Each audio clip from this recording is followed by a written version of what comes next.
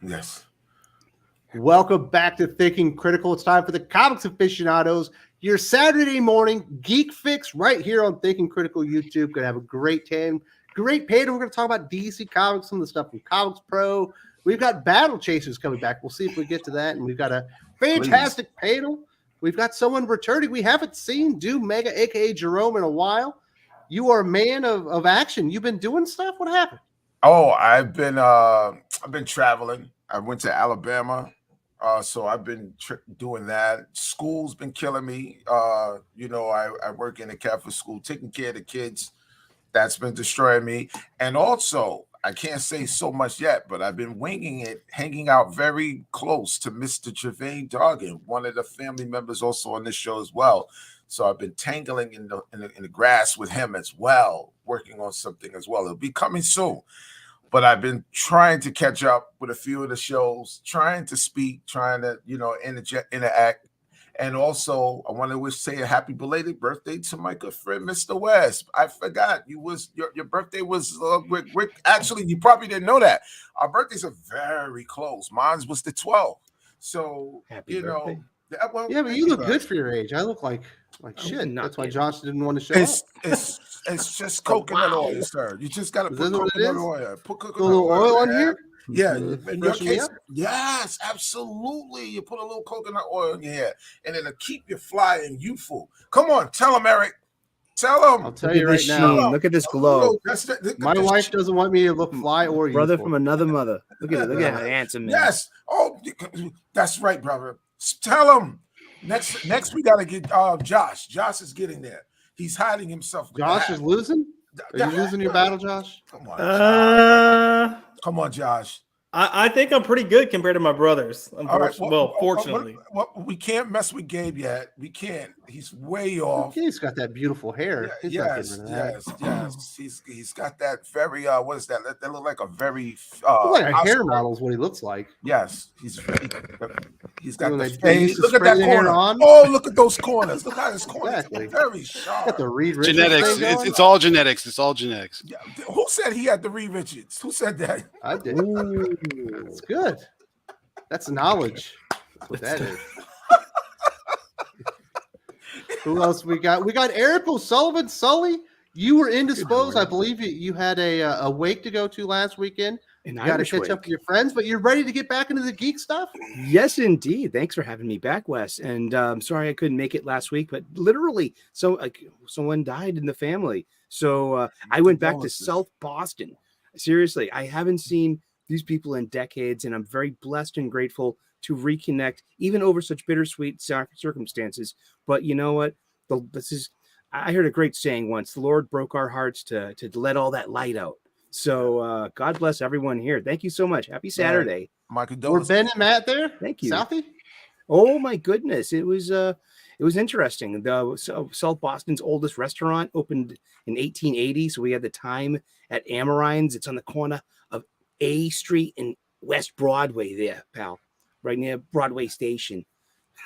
Yeah. I went to Boston one time. I'll never go back. Oh, well, you're always welcome here. The traffic sucked, and the people were too loud when I was trying to eat.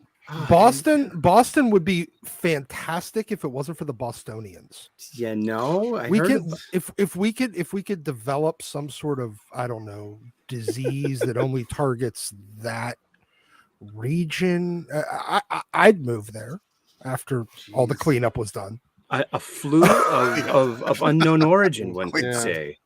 I don't know where that came from. Yeah. Who else we got? We got Gabe. You were supposed to maybe show up last week, and then you could, but you're here this week. Yeah, I had some a prearranged family commitment that fell through at the last minute, but it came back up again, and then it was just on. Okay, it's all straightened out. I'm here now. I'm happy to be here now. And again, gymnastics thing? I know you got daughters. No, it was a basketball thing. It was a basketball. Nice.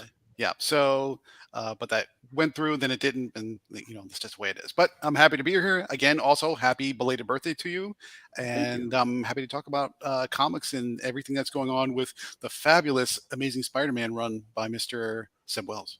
We already covered that. We ain't talking about that again. That was rough. Oh, it's not going away. Fuck you. Soon. This is bad. It's not going away anytime soon. Gabe tried to make me have Doc review that comic book. I was like, I like Doc too much. That would just hurt his little soul. Doc, have Wes show you that DM. I literally said, this is the one that's going to push Doc over the edge if he reads this. It's the one that's going to finally break him. And he was just like, perfect. I couldn't play into the game. I had to be nice to Doc. Who else we got? We got Josh. But before we move on, I'm at the end of the show, I'm going to have a comic recommendation that just might shock you. Nothing will shock me after you gave that Predator #1 if I get 10 out of 10. I didn't. Okay, fine. Whatever. We also got Josh. How you doing, Josh? You skipped out on us last week, but you're back. You know, I did. I saw that it was your birthday, and I was like, nope, not doing it. Not watching this asshole talk about how great he is. I can't listen to other people talk about how great he is. Not doing it. No, I had work, unfortunately. You know, but you all have heard me bitch about this day job long enough. I'm finally out of the weeds. I have gotten an offer. I'm moving on. Life will be better. A normal schedule. Woot woot toot toot. Yes. Good for you. Are you moving to Columbia? Fuck no. Where are you moving? I'm staying here. I'm staying local. I'm just going through it. Yeah. Gabe's over here saying he knows. He knows. We know. No, I'll be working with a bank. So I'll actually have a Monday through Friday, like 8 to 5 normal schedule instead of this like district sales position that's 24/7. Awesome. You'd be a fantastic drug mule, Josh. Why? Now I need you to explain this. Why would I be a fantastic drug mule? Just got the face for it. No one will want to bring it inside. Like, that guy's he's not doing anything bad. It's going to be it would be a hate crime to check your disco ball when you're coming across the border. You better get your fingers out of there, sir. Yeah. I don't think Mexico would care. U.S. maybe. I don't think Mexico checks you like they do in the U.S. Who else we got? We got Doc. We've already been dragging your name. What happened, Doc? The doctor. Yeah. I don't know. I'm an asshole. It's true. You're a fucking yinzer. I am. Yinzer. Yeah. So how did I learn about that?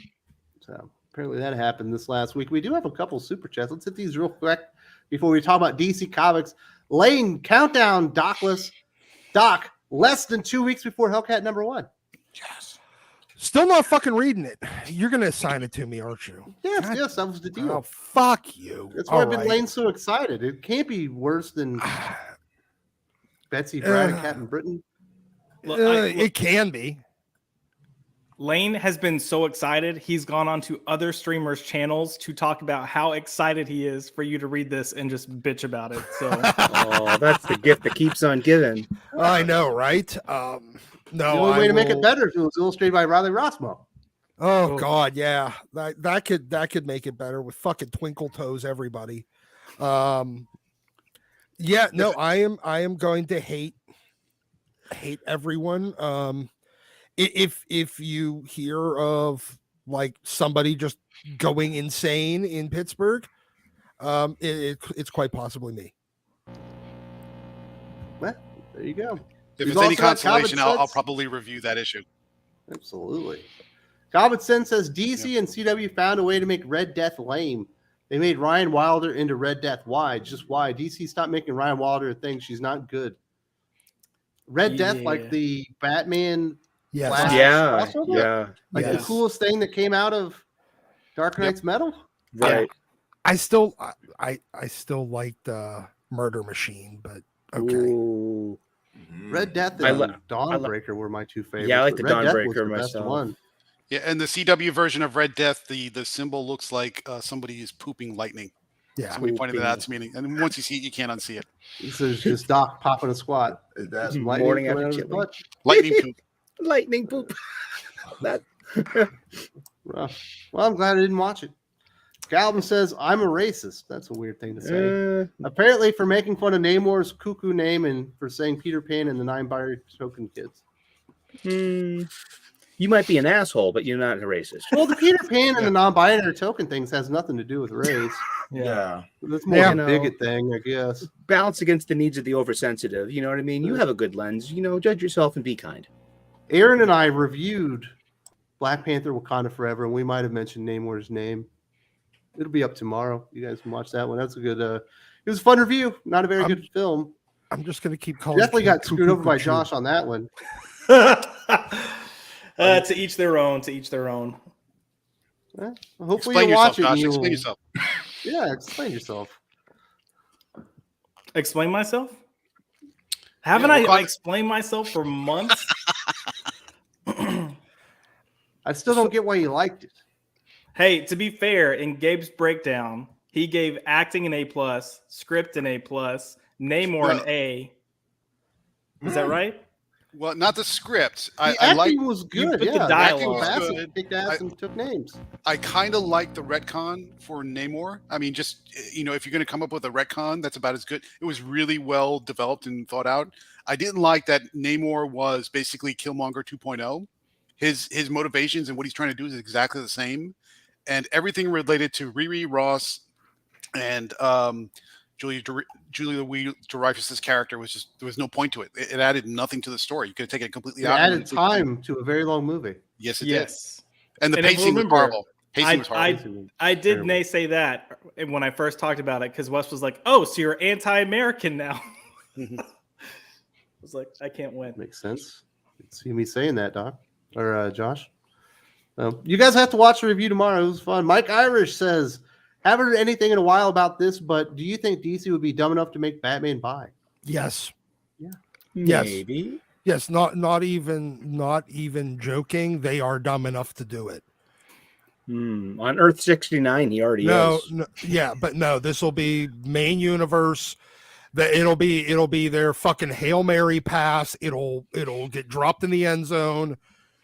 Time will run out. They will sit there and go, "How did that not work?" We got because worldwide fucking exposure. Retarded. Yeah, everybody knows who's Batman. That'll totally make people care. No, it won't. It won't make anybody give a shit. It'll make 3 people happy on Twitter and 12 psychos.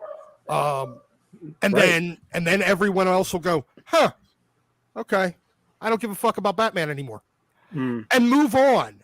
So if you want to cut if you really want, you know what, it would be the perfect way for them to even out all of for equity purposes in their demographics of fans. You'll only have 9 fans now. It'll just be 3 gay, 3 straight, 3 bi. You'll just have 9 fans. That's Batman will have 9 fans. What is Vincent Harris trying to say? Is the video bad or does he just not like it? I don't know. I don't care. I've seen the Homer avatar before. I don't think he's new. Whatever, buddy. Suit yourself. If you hate it and you keep watching it, that's your fault. Lade says we need some Gabe T. Franklin JLA face today. Uh-oh.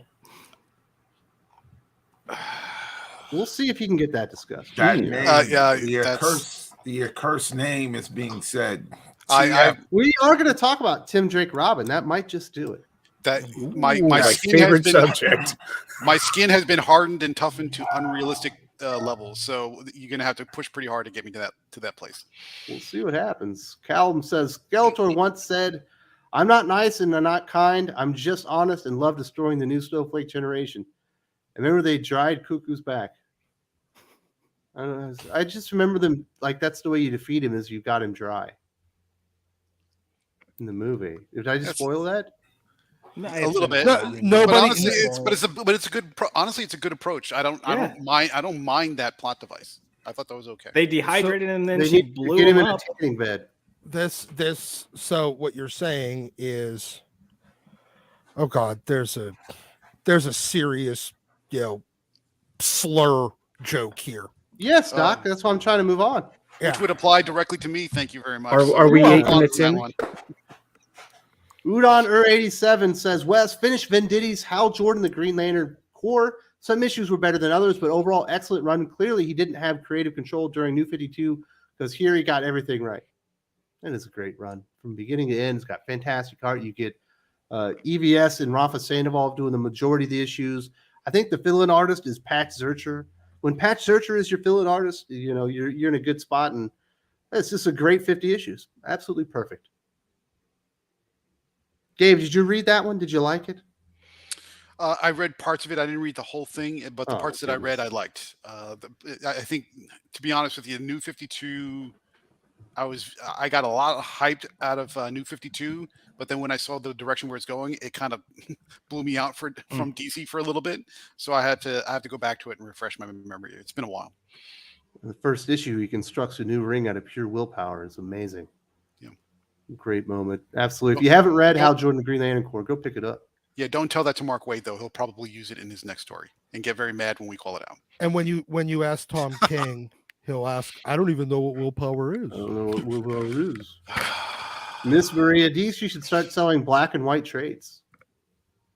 Yes, they already do. It's the Showcase series, and are they still printing those? Yeah, they still print the Showcase books, and they also Marvel has their, I don't remember if it's Essential or whatever the hell, that Milestone, something like that. They have their own too. But honestly, they're big phone books. They're a little overpriced. They're all black and white on newsprint, and but the trade dress on them is pretty shitty and generic. I'd argue they're a lot overpriced. That's the problem. If you're buying something like that, you want it because it's cheap. Yep. And you can destroy it. There you go, Miss Maria. We've got some of that in there. Now let's talk about what's actually going on. What's wrong with DC Comics? We had some interesting stuff happening. Recently, I went out and found a Reddit post where it was basically, if you were king for a day, how would you save DC Comics? How would you run it? And also, DC Comics did a presentation this last weekend at ComicsPRO 2023 talking about their new marketing strategies, which is really basically a big joke. Doc, you are the comic book marketing guy. You've been railing on this for years upon years. What did you think about DC's innovative idea to bring back hardcore fans with events? Or I'm sorry, lapsed fans with events. Yeah, that's the reason why they're lapsed. The events are the things that drove them away. Stop doing the things that drove them away to think that that's going to bring them back. I mean, look, this is an industry that is full of, frankly, retards that don't learn anything from anyone. They don't learn any lessons. They don't believe that they ever do anything wrong. They just believe that they haven't been allowed to do enough of the thing that they're doing yet. Yeah. So you have a bunch of people that don't understand marketing, and their goal is, hey, let's focus on marketing. Do you have anyone that has any? No, hold on, because they brought in Daniel Cherry, who was, again, okay. Do you have anyone that's actually good at marketing? Not that worked at somewhere good, because if they were still good, they'd not be working in comics. Do you have anyone that is like literally right out of college that they haven't been able to get a job yet in actual marketing? Or maybe they were good, but the company they were with went out of business and they just haven't been able to find a job yet? Find that guy and hire them, because bringing in people and say, hey, they worked for the NBA and fucking Kanye and Jay's and the NHL. Oh, and now he's going to come work for DC Comics. Bitch, if he was any fucking good, he would have never hired you. You couldn't have even afforded him. So you got to find somebody that's $1 million a year. Yeah. Well, that's fine. If he was actually good, he would have been making 3 times that at something bigger. That's the point. It feels like $1 million a year salary. You ought to bring in someone incompetent. No, it'll bring in. You are a lowly comic book company. It'll bring in someone competent, but they can't have gotten in at someplace bigger yet. The NBA, Kanye, and the NHL were all bigger than him. But they came up with these new strategies that they're doing, Josh. And it was, they want to tackle casual fans, hardcore fans, and lapsed fans. And there's nothing within the presentation that was new. It was all what they were currently doing yesterday. Yesterday, the past 2 years, the past 5 years, the past 10 years. Doc's right, though. They're doing the same thing, and they're going to keep doing it because they haven't done it enough, and that's what we're seeing. I had this conversation just the other day. Like, I was asked, what would you do if you were running DC? And I'm kind of in line with Doc, but I would start with whoever your publisher is. Get a business person in that role. Get someone who understands you need to make a profit, how to run like an operations of a company. Let him just go run that business side. Like pull them from Amazon, pull them from Apple, do whatever you need to do. Get some money in a bigger business. And you don't have to go like to the top guy. You can get someone that's a VP looking to get some type of like C title. Steal them. They'll take it for the title. And if you can pay them well enough, they're there. But again, if they're competent and can run a business, great. Now, for your head editor and for your like creative director, find people that have a history in comics, find people that love comics, and find people that have to respect the characters. Get them in. All of that. Yeah. Once you get those 3 positions filled, you should start seeing the trickle down effect. You know, like you're gonna see kind of like the garbage kind of get kicked to the side. You're gonna see some talent come in because you've got someone saying, "Hey, if these people bring in money, we should pay them money." It'll start to sort itself out, but that's just high level where I would start, what I would do, and cut the line in half. Jesus Christ! But these people doing this whole like we're gonna do events, like tell me you don't know how to listen without telling me you don't know how to listen or read sales reports. A lot of the same ideas are just being trotted out as if it's new. They're refusing to tackle the big elephants in the room, because it would be admissions that those elephants existed, and they're still trying to pretend they don't. The pricing issue, the distribution issue, the content issue, the talent issue, all of those things, they can't come out and say, hey, by the way, we're going to shit can, 70, because if they said, hey, we're going to cut our line down to 20% of what it was, the next response would be, well, what are you going to do with all the creators that you're putting out of business, or that you're putting out of a job? And that's when the only possible answer is, I'm sorry, they're not good enough to be here in the first place. And they won't say that because they just won't. So it's bad PR for them. It's bad.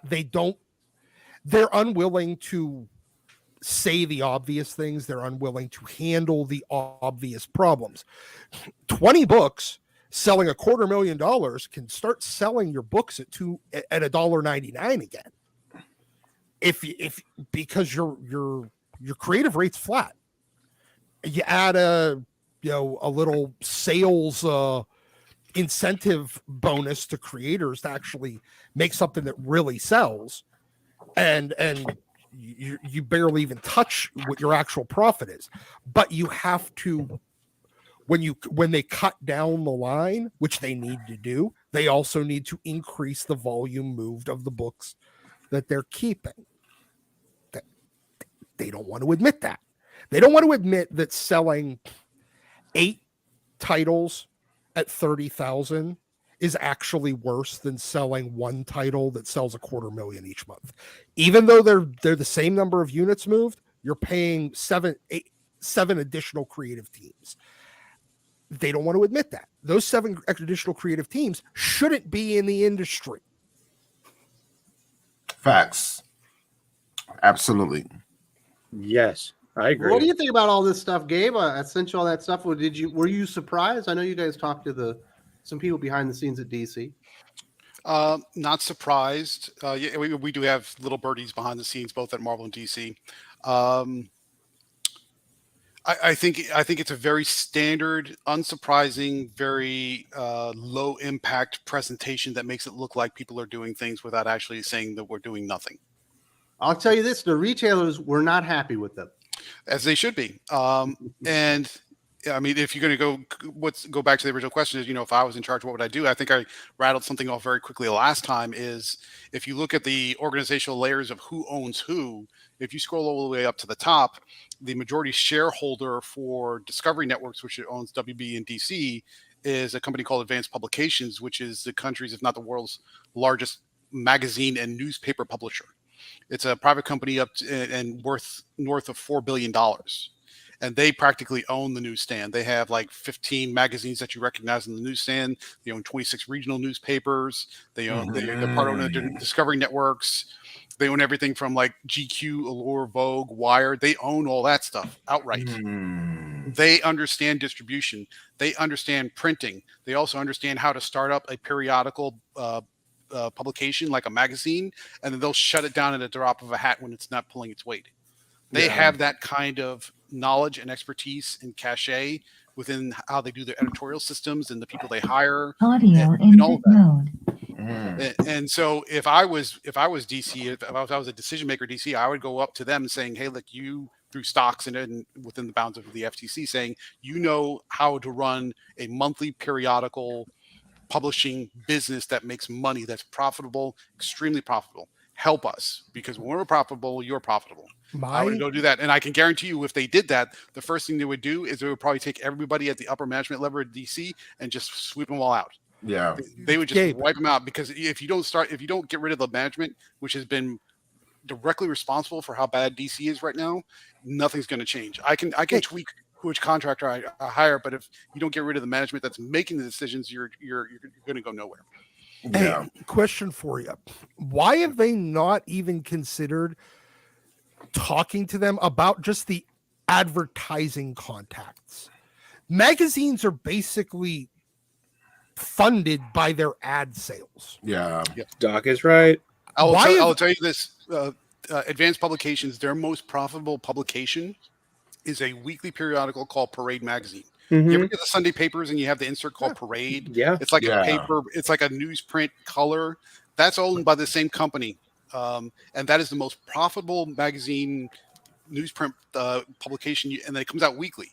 And it's the most profitable because they know their distribution is huge, and they pay through the nose for somebody to get an ad in that publication. So there's no reasons that somebody can't take that same process and propagate it back down to the magazines. Now, DC is going to argue, well, the reason you pay such a high cover price is because we don't have ads. And my response to that is, as a reader, some fucking ads in it and as sell a reader, to me for $3. I'm okay with the page in the front and the page in the back with ads if you lower my price point by $1.50. Ads, yes. I mean, look I'm at this with that. 1982 issue of Iron Man, 1981 issue of Iron Man. I mean, this is just full of great advertisements that are nostalgic. Yeah. And these are like anchors to our emotional experience. I bought this with my pocket money. See, what I would do for DC Comics, I want to sell funny books to children once again. And that means having appropriate content and having availability to them on however they do. Do even kids have pocket change anymore? Or is it just all like app based? I don't care. How many people do you see being nostalgic for like those I think it's mostly Marvel, the Hostess fruit pie ads. Yes. They do like a simple one page that's like a movie adventure, and that it ends with, absolutely. You know, why are you still hungry here? Have a fruit pie. You know, they're silly, but they're fun. But you remember the fruit pies, and they're kind of cute. If you Gabe, to add on to that, I think me and Eric might have had a discussion on that on Twitter. When we were coming up, even there were comic books in my white bin that are not fantastic books. They're not great, but I got them because of the ads. I'm not gonna lie, especially in the 70s. There's the ads. There's a pop cultural relevance to those ads where you are taking a product and you are advertising it in a very unique comic book context kind of way that you're not going to see anywhere else. You're not going to have a Marvel superhero. You're not going to have a one-page Marvel superhero adventure about Hostess fruit pies in the daily newspaper or anywhere else. It's only in that place. So in and of itself, that is a form of pop culture art. I do have one thing that just kind of dawned on me that I feel like I need to add. I think one of the reasons why they haven't bothered, the ad rates. Yeah, the ad rates. The ad rates are determined by your how many eyes you're getting on things. It's in television, it's ratings. In radio, it's the listen time, airtime. For comics, it's your distribution. And when you're selling 30,000 comics, or copies of a comic, you're not getting any eyes on it. So your ad rate is virtually nothing. So they probably have gone to these companies and say, hey, would you like to buy some ads? They're like, yeah, we'll give you $10 and a stick of gum. That's how much your 30,000 sets of eyes, only 20,000 of which actually get read by readers, mean to us. So that's probably a decent bit of it. Yeah. I got one idea for me personally. If I was to run DC Comics, I would want to innovate some kind of magazine-sized tablet that's also preloaded with a library of anything like Batman, Golden Age through modern, like, you know, the JLA flavored one, or even like an ultimate one where you can get the entire thing. Because eventually, okay, because I'm a huge sci-fi fan. I want to go to Mars, but I'm like way too old. So the next generation are going to get to Mars. They're not going to have trees up there, and they're not going to be able to produce like paper or wood. But if you give them like a magazine-sized tablet that's like that can be downloaded with a nice, affordable digital copy, along with a preloaded hard drive full of old funny books, I want to sell that to kids, to me, to you, to everyone. I think that would be a great stepping stone to a more viable digital future with our monthlies. Yeah, right, but that's the DC Infinite app. That's what that's supposed to be. Yeah, but a reader, the physical thing, something magazine size. I don't want to read a magazine. I don't want to read anything on my phone. No way. That's too small. I want something magazine sized. You know, something a page size. Something like, you know, like a branded tablet. Like a branded tablet. Yeah, but something, a branded tablet that's, you know, DC exclusive. It even has a bat logo on the back of it, or the Superman logo. Be fun with it. You know, it's a little clunky, sure, but it's light. You know what I mean? No, but there's plenty of good ideas. But that, back to the original point is, there are dozens upon dozens of good ideas that would get DC back into shape. It's never going to happen unless they get their leadership straightened out. Yeah. Right now, their leadership is not leading. Yeah. And until they get that straightened out, nothing below it is going to happen. Like, I don't what do you even think know. The uncertainty of Warner Brothers Discovery leads into that, because, you know, they did a lot of layoffs. They're revamping the DCU, but the rumor behind the scenes is they're all just getting ready for another acquisition to sell off the Warner Brothers portion of it. I mean, yeah, that is the rumor. But looking at that too, I feel like that's more of a reason to like get your shit together and prove that you have worth. Like, you know, if the company's dying and you can come out and say like, I don't know, we'll just go Superman. The Superman office is actually selling well and delivering good stories and getting good feedback. You might just get saved and you might keep your job. If you've got this like ho hum, whatever, you know, I guess we're getting sold off again attitude, like, good, go. Or I think these people are, you know, so used to not getting fired, they think that they can't get fired, or they're too good to get fired. I mean, we got to look at the people that are running the show. They think they are doing some incredible work right now, and they're not. Good call. Yep. Yeah. So I really do think a digital strategy is how you get the casual fans. I talked about that in my video, where you just got to give reason to people you have to give reason to people to download the app and get a login, even if they're not subscribed to it, just to play around with it and see what the experience is like. And I do think maybe, you know, every 30 days revolving, you know, 1 month you get the Dark Knight Returns and maybe some killer Batman stories that aren't quite as well known for free just by logging in. Maybe the next month it's All-Star Superman and maybe some more obscure Superman trades in there as well, just to get you in there and let you know that it's a good experience. You know, and then when you log in that one time for the month to see what's free that month, you get a little thing that says 25% off the first month or whatever. Or you include it with the subscription to HBO Max or Discovery Plus. HBO Max is expensive enough. They should probably be trying to add some stuff onto that. The world leader in this space is Shonen Jump. Okay, regardless of your feelings about manga, their digital app is pretty darn close to perfect for what that property is. You log in, it shows you your favorites, it shows you what you can get, and then if you're not subscribed, and which means you're not paying money on a subscription basis, even though that subscription is dirt cheap, they give you the most recent 1 or 2 or 3 chapters, which is the equivalent of an issue, for free. So you can get a taste for it. So you can kind of figure out whether or not you like it, and then you can proceed from there. You can buy the individual volumes. You can do all kinds of stuff. There's no reason in the world DC should not be exactly copying what Shonen Jump is doing. And maybe you just show them the first 3 pages of an issue, or maybe you just show them the first issue of the current arc or something like that. There's all kinds of options, but Shonen Jump has the digital strategy figured out. It works, and it works darn well. The fact that DC isn't following it is, again, a failure of leadership. But the model is there. You just have to copy it. Okay, I need to this digital thing. All right, right. What my personal feelings aside, on digital, the thing that I'm always get stuck on when it comes to digital is the future, blah blah blah. when discussing why we can't go back to a newsstand. All right, I get that, fine, whatever. But see, the newsstand did one thing that digital doesn't do. It was ever present, where the product, you had to walk past it. You, even if your eyes only, just glanced over it, you still saw it. And eventually maybe something would be there that would catch your eye, that would cause you to stop and look. Yeah. Here's the thing with the digital space. Outside of the stupid, retarded metaverse, it's not a thing. You still have to know that it exists to go look for it. You are still the proof is in the sales, Doc. No, I understand that there was something, and I don't know what it was, because I legitimately don't. I don't know what it was that Shonen was doing before it reached a critical mass part where they got to stop doing it with advertising their thing, with advertising their app. They didn't just stick it out there and people found it.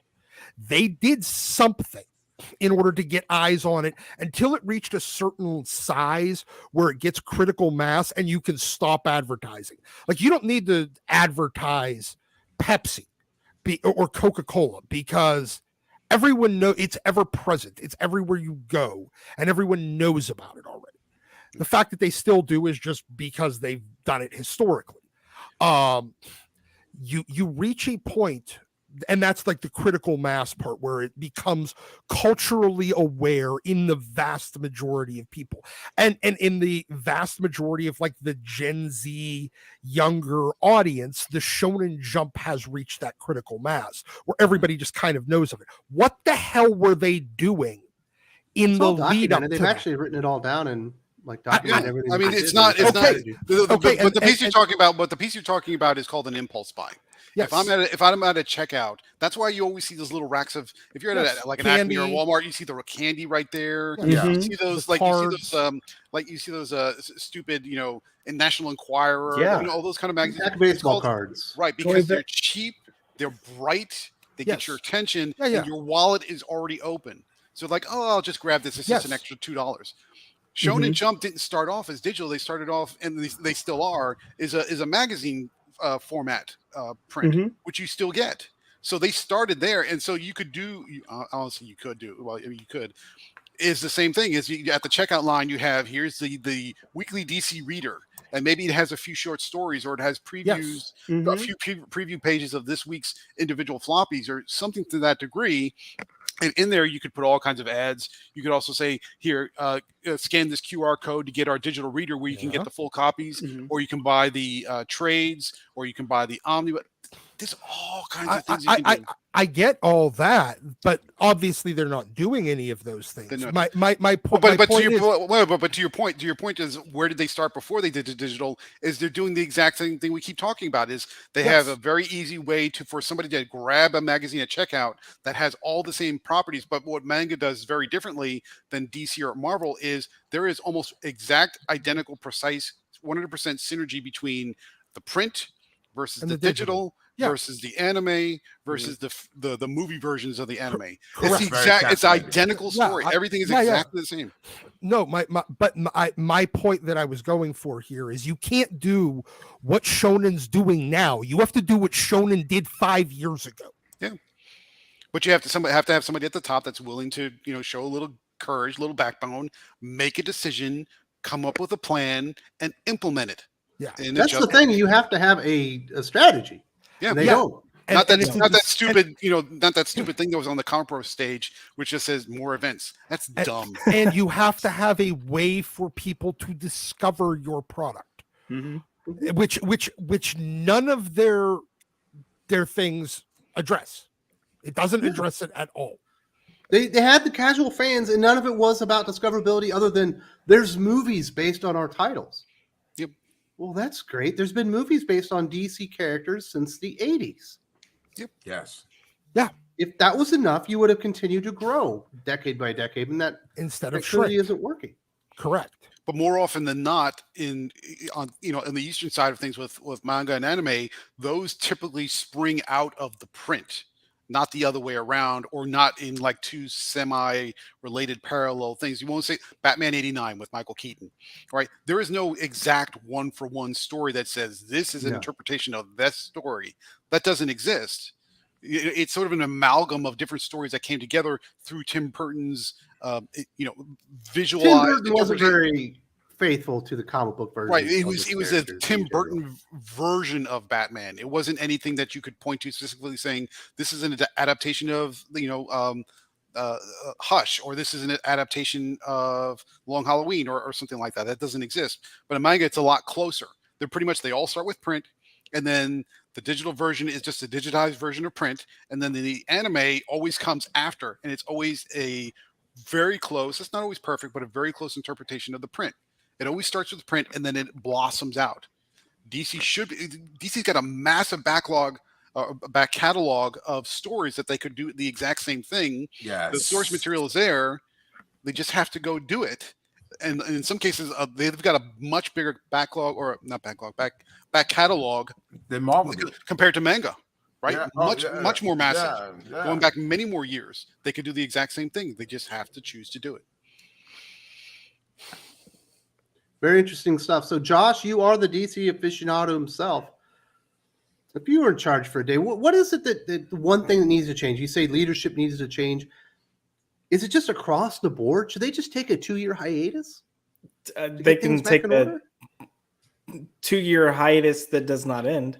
No, I think once you get leadership, I mentioned this earlier, you cut your line in half. Right now they're splitting their money up.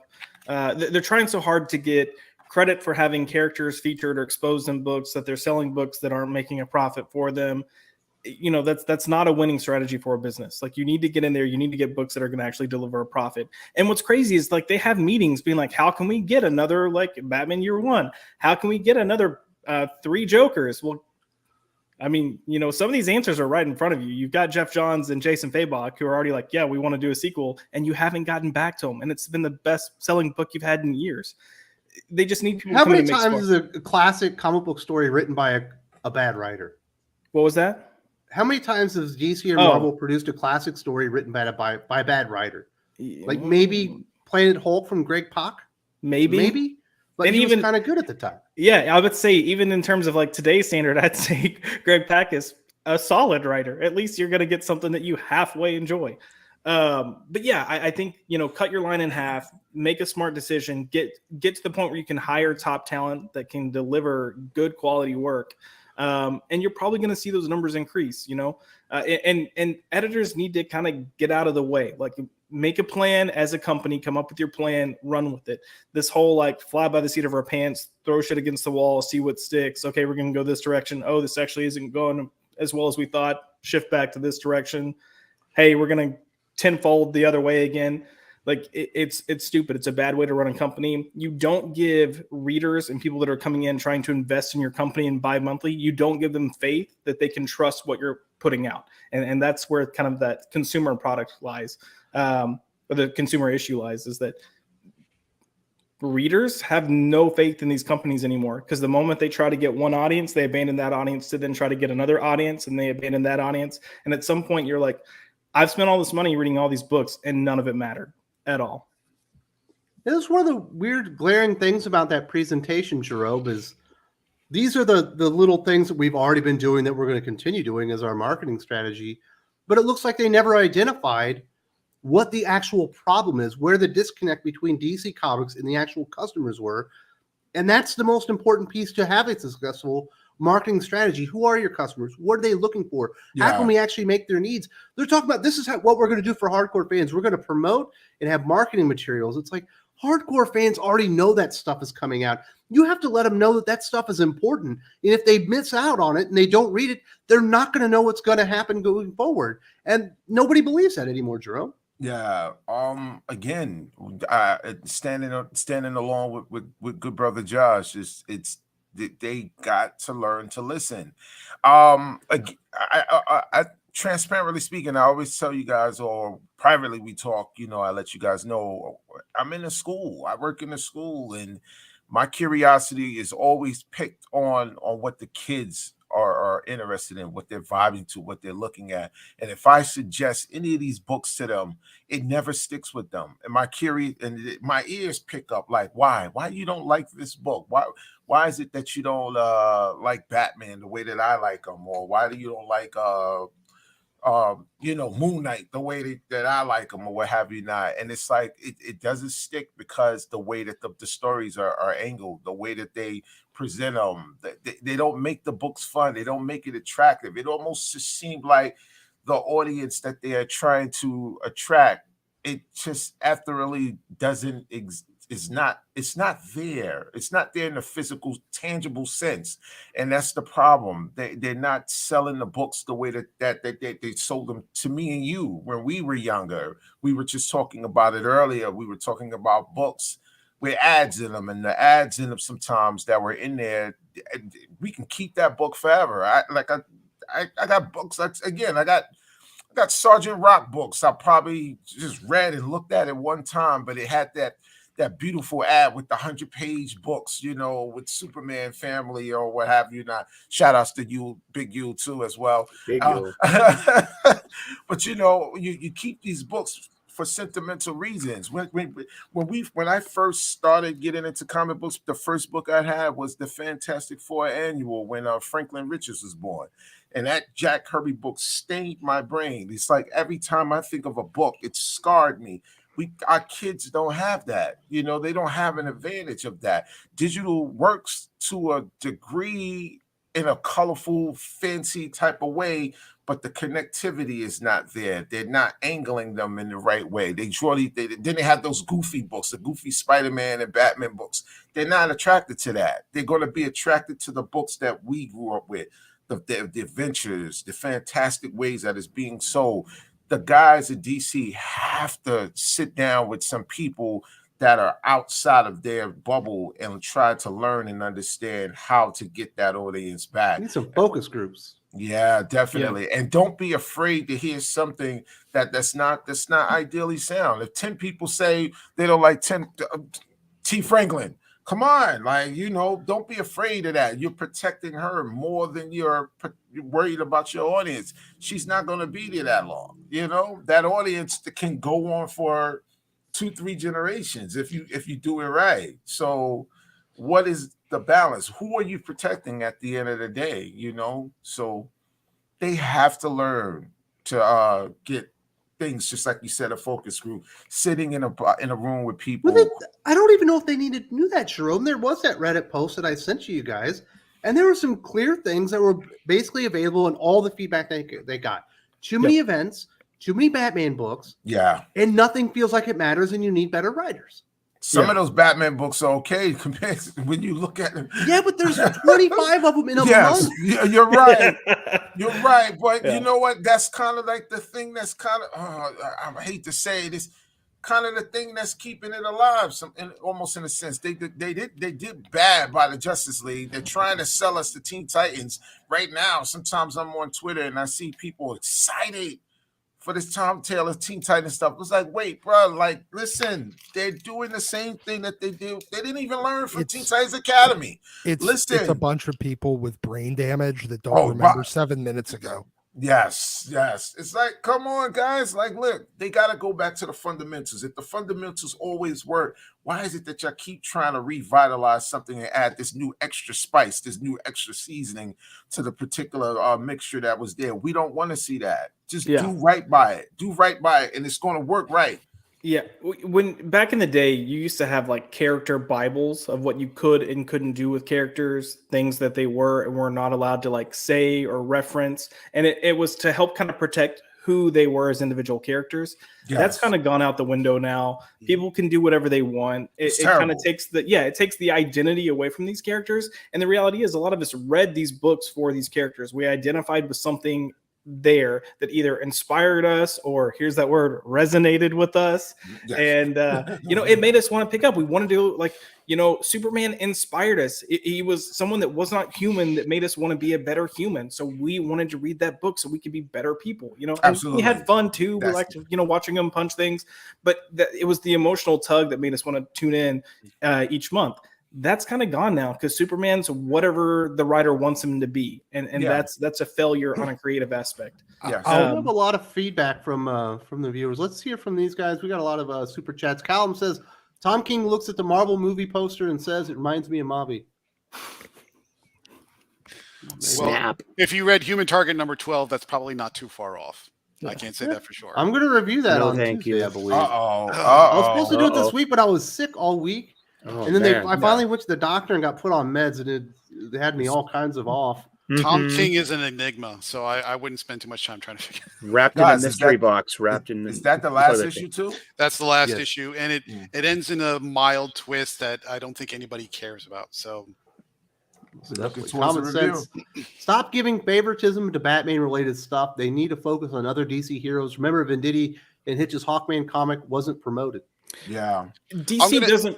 Go ahead. No. Well, okay. So I'm gonna.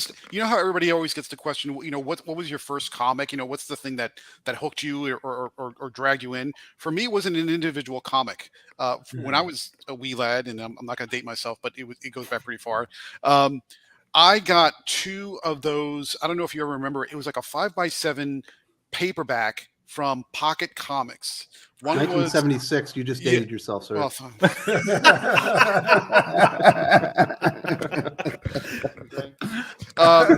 right. So I got the one with Spider-Man, and if you see the cover, it's Spider-Man punching Electro, and the other one was Doctor Strange.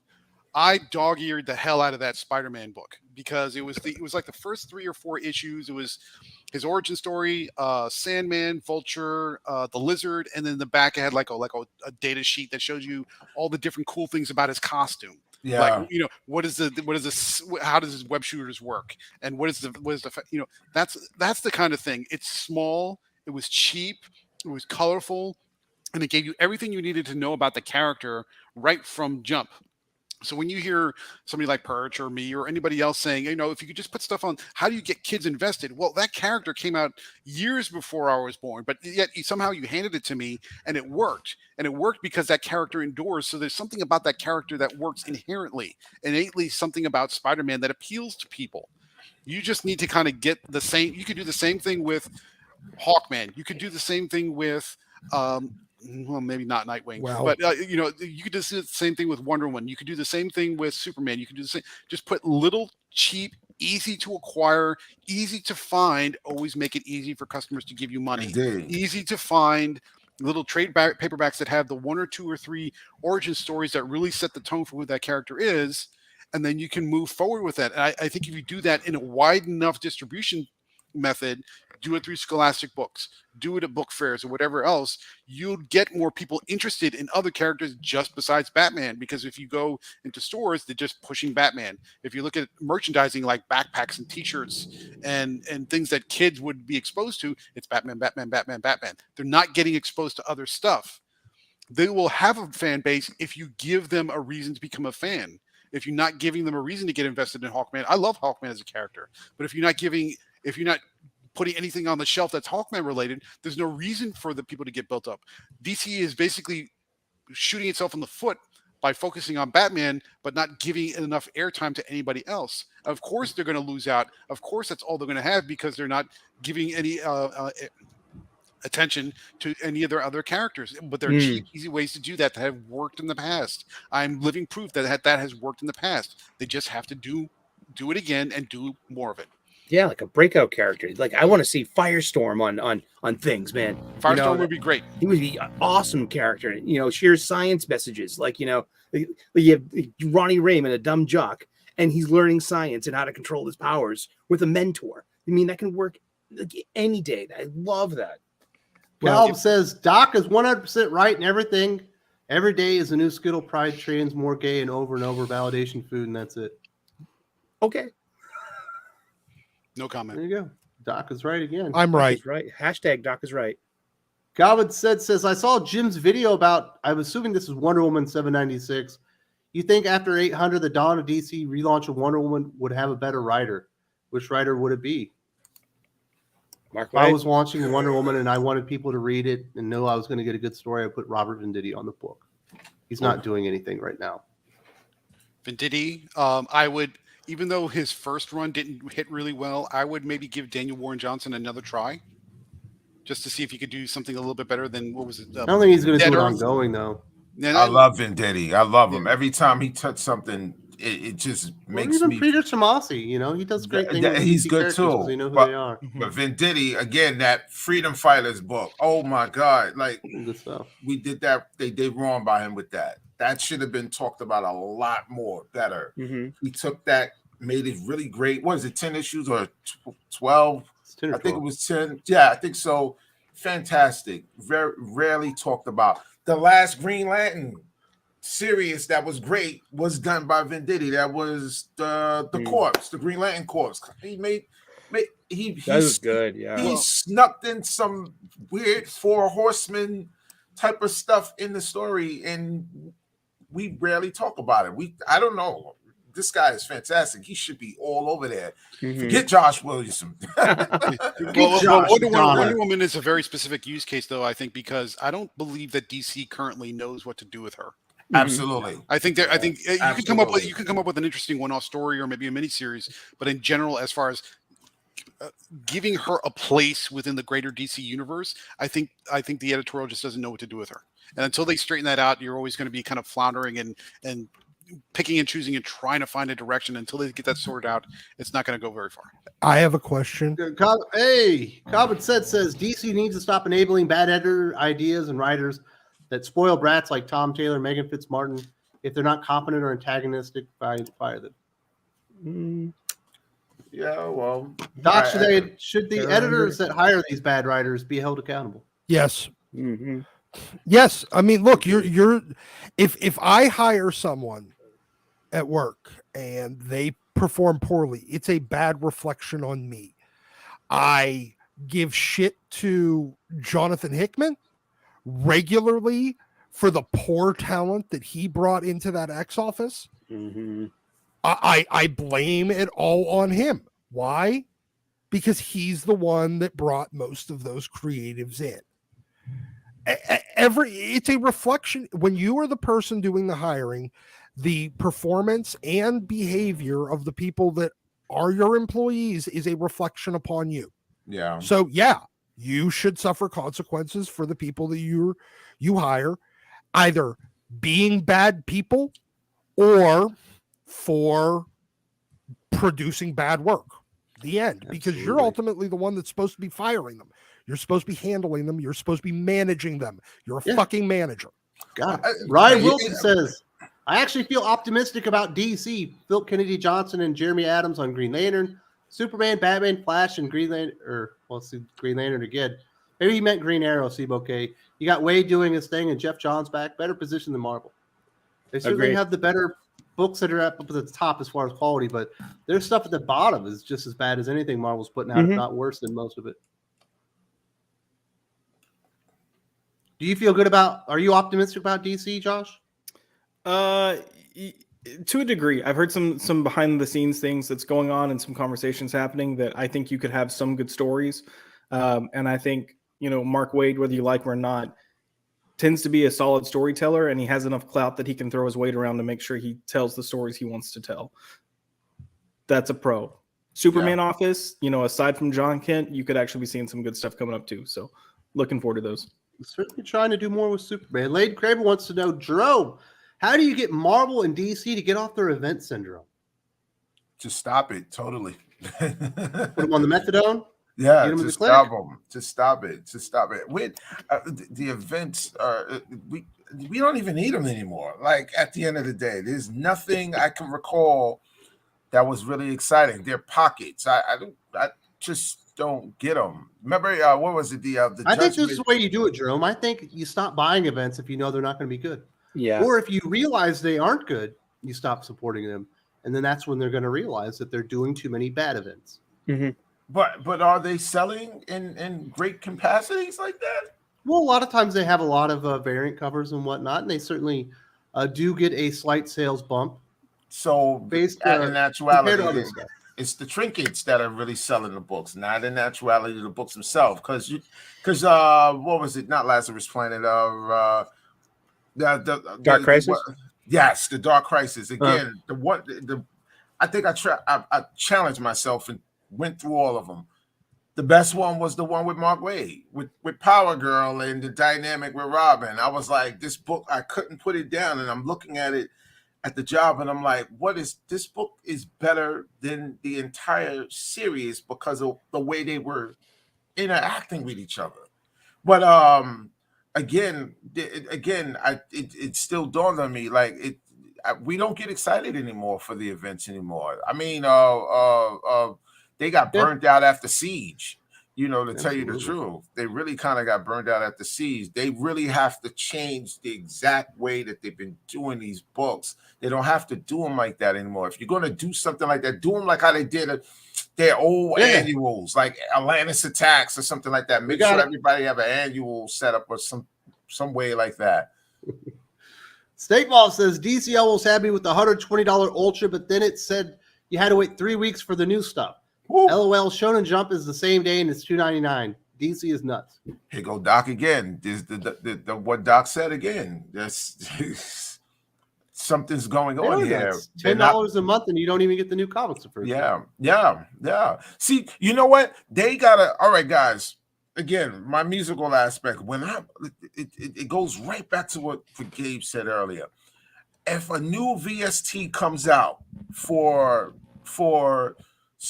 one of my DAWs, my digital audio workstations, and I get excited, the way that they sell it, they have this one pocket thing that always get that particular person that's invested in it to buy it and just keep it for a subscription-based thing. They give you these little things to try it, but the library is vast, it's personal, and they're talking directly to the specific needs that I need at that particular time.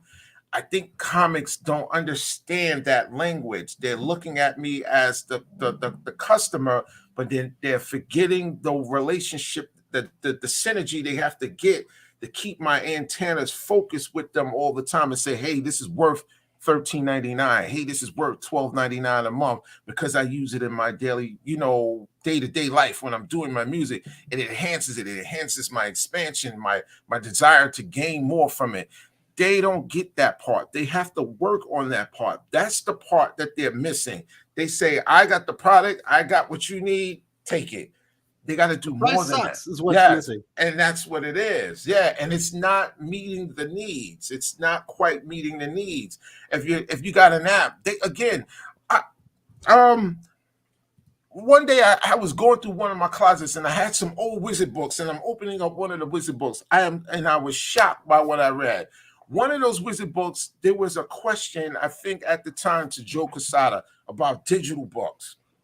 Digital books, very early, they discarded it. They knocked it off. That was the most dumbest thing to do because at that particular time, that's when they were like torrent based of some sort. And they were more, you can get the vibe that people were in it because of the historical aspect. Like, all right, you look, I couldn't read Daredevil #1 because, I'm a blue collar guy and I work at a local place and I got to get to a certain event to get it. Jerome, you got to get to the point, sir. Yes. Like, we got 9 movies to get through just to get to the next topic. Oh, then I'm out. Go ahead. Switch it. Kick me off. I sent a private chat to everybody. Please check that out. I would appreciate it. You are right, Steak Mom. It's just not a value in comparison to what other people are offering for something very similar. Common Sense says, Newsarama has a rumor Justice League are returning. Absolutely. It is part of their Dawn of DCU promo poster. If you throw a little filter on it, you can see some of the wording. And it says Justice League returns right about after the middle part of the year. That is not a rumor, sir. They basically confirmed it. Darth Bobcat, Doc is echoing my thoughts on digital discovery. You can't accidentally channel surf through YouTube the same way. Though the ad for Shonen Jump is the anime series being on Toonami than Netflix. Absolutely. Yeah, it's just DC Comics is a brand. Batman is a brand where if you type it into your Play Store, this stuff should come up. Like, it should be very discoverable just the brand recognition alone. Yeah, but finding the digital comics, well, realizing that you want the product is something else. Yes. I understand that. My point is here that you got to get it in front of people's eyes, the comic form. That's what it is. And they don't have a plan for that. Mm-hmm. That's the problem. That's why I was saying you should be offering free, 90 days free with HBO Max or Discovery Plus. You should be offering free comic books. If you get the login itself and download the app, you can go read some classic stuff. Work with retailers if you could and say, hey, if you have a DC Infinite app and you paid for whatever, you get 25% off one visit. If the comic shops want to work with together like that and create some synergy between the two, because really they should all be lifting each other up, which is what happens with manga. It doesn't happen in comics. Is the anime makes the manga more popular, but the manga makes the manga app more popular. It makes other manga more discoverable and stuff like that. And they just have not figured out a way to make any of it work. No, and part of that is because the people in the manga anime, industry, they actually do want to work together. The control is often in-house, whereas Hollywood versus the comics, the people in both of them, their egos won't allow them to just adapt something that somebody else did. No, I got to put my fucking stamp on it, or else nobody's going to know who I am. That's what it comes. And then you end up with severe deviations between the different mediums of delivery, where you have the Scholastic where Bruce is an Asian kid. Yeah. No sense whatsoever. Phantom of the Night says, I distinctly remember stores like Hot Topic and Spencer's having deals where if you buy some shirts, you can get a free subscription to Shonen Jump for a time. There you go. On the tag for your Batman shirt. Little QR code. Wow. Buy this shirt, 30 days free. DC Infinite Universe app. I wouldn't put it on the tag, but I put it on a sticker right on the front of the shirt that they have to rip off. Yeah, you know what I'm saying, though. Yeah. Get it in there. Get some synergy. Start promoting your things with a line of products that's absolutely phenomenally popular. If you go to any decent-sized store here in the Philippines, you can't find comic books, but you will find a Batman shirt. You will find a Superman shirt. You're going to find Batman coloring books. You're going to find Superman short stories and stuff like that. Yeah, for every one, you got to get about 1,000 eyes on your thing before you get one person to buy it.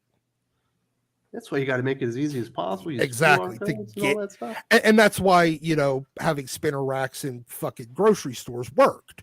They haven't figured out a similar thing for the digital marketplace where everybody's walking past it. And eventually impulse buys. That's not precisely true. And I'll give you a different example. Is you go in the market, I think it depends on the time of year. I think it's around Halloween time. Hershey's gets into the deal with DC Comics where the Hershey bar labels, wrappers, have DC characters on them. Like one will have Wonder Woman, one will have Batman, one will have Superman, whatever. That must be a regional thing. It might be a regional thing, but that would be the example of where you could put exactly that. Put that QR code on that Hershey bar wrapper, scan that, and say if you buy this candy bar, we'll give you like 30 days free on the DC Infinite app. It's an impulse buy. It doesn't have to be something the company printed, and yet you're still getting the same exposure because everybody loves Hershey bars. Very true. Dylan says Shonen Jump is cutthroat. It became so good because they don't waste time. If the story is popular, they keep it. If it's not, it's gone. It has a reputation for quality, and they know their audience. Boys. Yeah, there's an important point on that one, not to sidebar too much, but particularly in the manga Shonen Jump realm, is when something's not working, they make the decision very quickly. They don't hang in. They don't get stubborn about it. They don't reboot it 3 times and be like, what do you mean you don't like Betsy Braddock, Captain Britain? If it doesn't work, it's gone. That's it. End of story. And even if the ending sort of just like hangs in the middle of something, they stop it. And one thing that I noticed that DC Marvel don't do is when something's not working and it's very clear it's not working, they don't move quickly. They figure that I've got all these months of books in the can. I might as well just get it out there. And all they're doing is they're dragging the line down and they're dragging their brand down. They need to figure out how to move more quickly than they do now. Yeah. Well said. Well said. Yeah. Shonen Jump is absolutely known for that. If people aren't interested in the story that you're telling, it's time to start over with something else. I mean, when was the last time you saw a physical copy of Shonen Jump? I'm quite impressed with it as a magazine, as a weekly publication. Do they even do it in English? No, I've never seen it in English, but I've seen the Japanese versions, man. The kids definitely. They're like 200 pages. Like they're not small. Yeah, they're on cheap paper though. Yeah, and even like the chapters are on different colored paper, like recycled paper. So as a publication, it's not. It makes complete sense. You know what I mean? Yeah. It's just really interesting, man. Yeah. Don't they consume Dylan it also different? says, All right. sorry. No, Hello, no, sir. everyone, and happy to see the live show. I'm glad you made for the live show. Thank you. Yay. Glad you're Glad here. to see you too, brother. Sigma from HH from Sigma Comics. Shout out to Thinking Critical. Gabe slammed the gavel. Now shops everywhere are stocking up on CPR machines. Here comes Calico. #1 hits shelves soon. Get it. Absolutely. If you haven't told your comic book shop that you want a copy, if you don't put it on your pull list, this is a smaller publisher. They're not likely to buy a lot of shelf copies. So let your comic book shop know that they need to be aware of Sigma Comics, and here comes Calico, because it's going to be distributed nationwide through Diamond. Yeah, absolutely. Doc says button like smash. Yes, something like that. My goodness, that sounds like the dialogue from Rogue and Gambit or whatever that was. Yeah, I was inspired by one of the generic Stephanies. My goodness. Caleb says, Josh, tell us a juicy story about Scott Snyder. Callum, you're trying to get me in trouble. Yeah, we can't have that. Look, find me on Twitter. I'll share some stuff on Twitter. Maybe, no, possibly, don't do allegedly. that. That's even worse. There's more high profile in this channel, man. Yeah. I'm trying to get them to move on, man. I didn't say okay. Oh. Look, if you want just a quick example, right? When Eddie Berganza was having his whole scandal, and Scott's talking about how he needs to respect people and whatever, he had no problems going right back to do work with Eddie Berganza. So, pot calling the kettle black. We'll move on. Okay. Yeah, that stuff happens. Mr. DC Comics, the crazy political activists that are in charge of Hollywood are the same people in charge of DC and Marvel. All the true artists and writers are gone. A lot of the good ones have moved away, but I will give DC this. If you buy a DC comic book, sight unseen, you can reasonably expect almost, I would say 80% of the time, you're going to get better art than you will get from a random Marvel comic. Absolutely. That is still the case, even if the writing has deteriorated. You got a point there, because sometimes I get surprised and I see Eddie Barrows on something, and I'm like, oh my God. They don't even put him on good stuff. Yes, it's like, what is wrong with these guys? Why would you do this? Put this guy on a book. He needs his own book. Well, you can't take food out of the mouth of Riley Rossmo. So, well, we want Eddie Barrows on that book anyway. The only person that deserves to be on that is, what's that Erica lady's name that did Squirrel Henderson. Erica Henderson. Erica Henderson. She would be perfect for that stupid Tim Drake Robin book. Oh God. Cobbett says Justice League returning just literally shows DC have no faith in Tom Taylor writing Titans. They're just spoiling him like a bratty child that he is. Well, I imagine they think it's going to be a big deal. It's going to be a big boost because there will officially have been no Justice League series for almost 2 years by the time that happens. So I imagine they're going to try and make it a big deal. The Justice League series is finally returning, but they should have no faith in Tom Taylor doing a series like this because it's very similar to what they were trying to do with John Kent Superman and it didn't work. Yes. Although they are trying to say it's the classic versions of the Teen Titans, but I don't believe it. I am pressing X to doubt. Yes, I second that motion.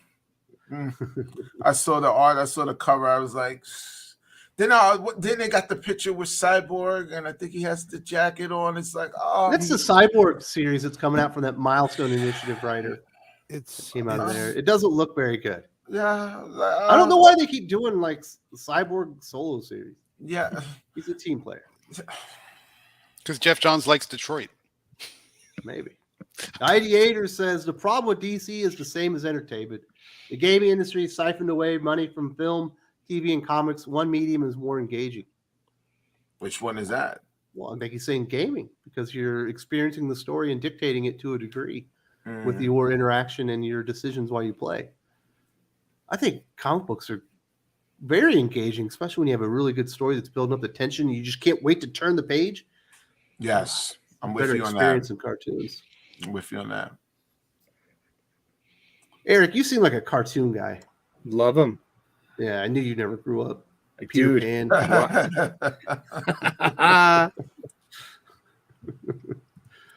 Thank you very much to everyone for supporting the channel. There's a lot of stuff going on with DC. I thought it was very illuminating their plans for marketing that they presented at Comics Pro 2023. Pretty embarrassing stuff, if you ask me. Let's talk about some Marvel stuff real quick. I don't know that this will be a really long topic, but they've got a new imprint, Doc. You're the Marvel aficionado. It's like the 20th century imprint, where it's the 20th Century Fox stuff that Marvel's making is going to be their own new imprint. This should have been done 5 years, as soon as the deal closed to purchase, and once they started bringing all the properties back in house, that should have been exactly where it went in the first place. Look, you need something to differentiate your brands. The Aliens, the Predator, when Conan was there, Conan. Perfect. All the rest of it. Yeah, none of these things are part of your six. Yes, Planet of the Apes. None of these things are part of your 616. They're not. They're not a multiverse in your 616 or in your universe. They are their own entities. They should be segregated into their own entities. Back in the day, Wildstorm did something very similar where they had their Wildstorm Universe line and their Wildstorm Signature Series line. It was a very clear deviation between what was in their universe and what was licensed property. This is essentially, okay, they may own the rights to them in perpetuity, in perpetuity. I don't know what the deal is with Aliens and Predator for the comic rights. Maybe they own them forever. Maybe it's just temporary. I don't know. I don't care. But it should be nice and cut off into its own imprint. It should not. And honestly, at this point, the Marvel logo on those things is just causing additional brand confusion. So having a 21st century, imprint with it's probably going to have its own logo.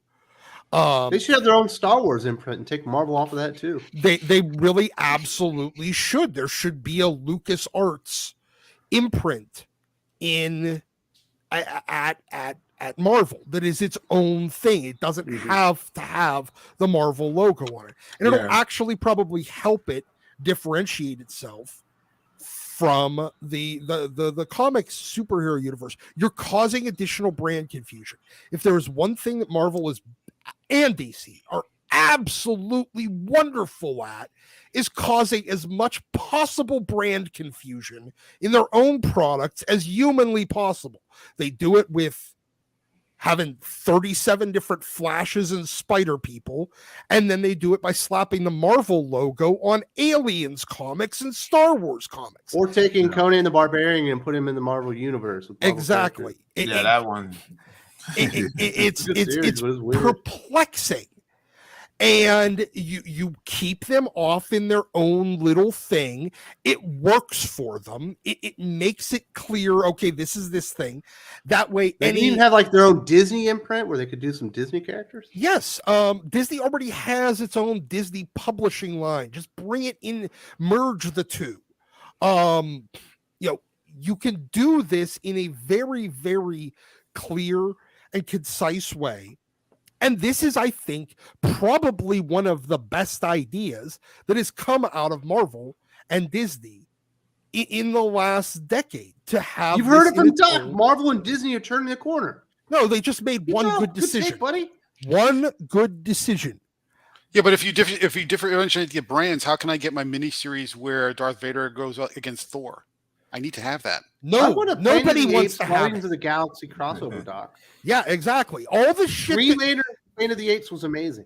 And in fact, joking. You know what? Well, I mean, look, Wildcats Aliens was really good because it led right into the Authority. It was a Batman Alien.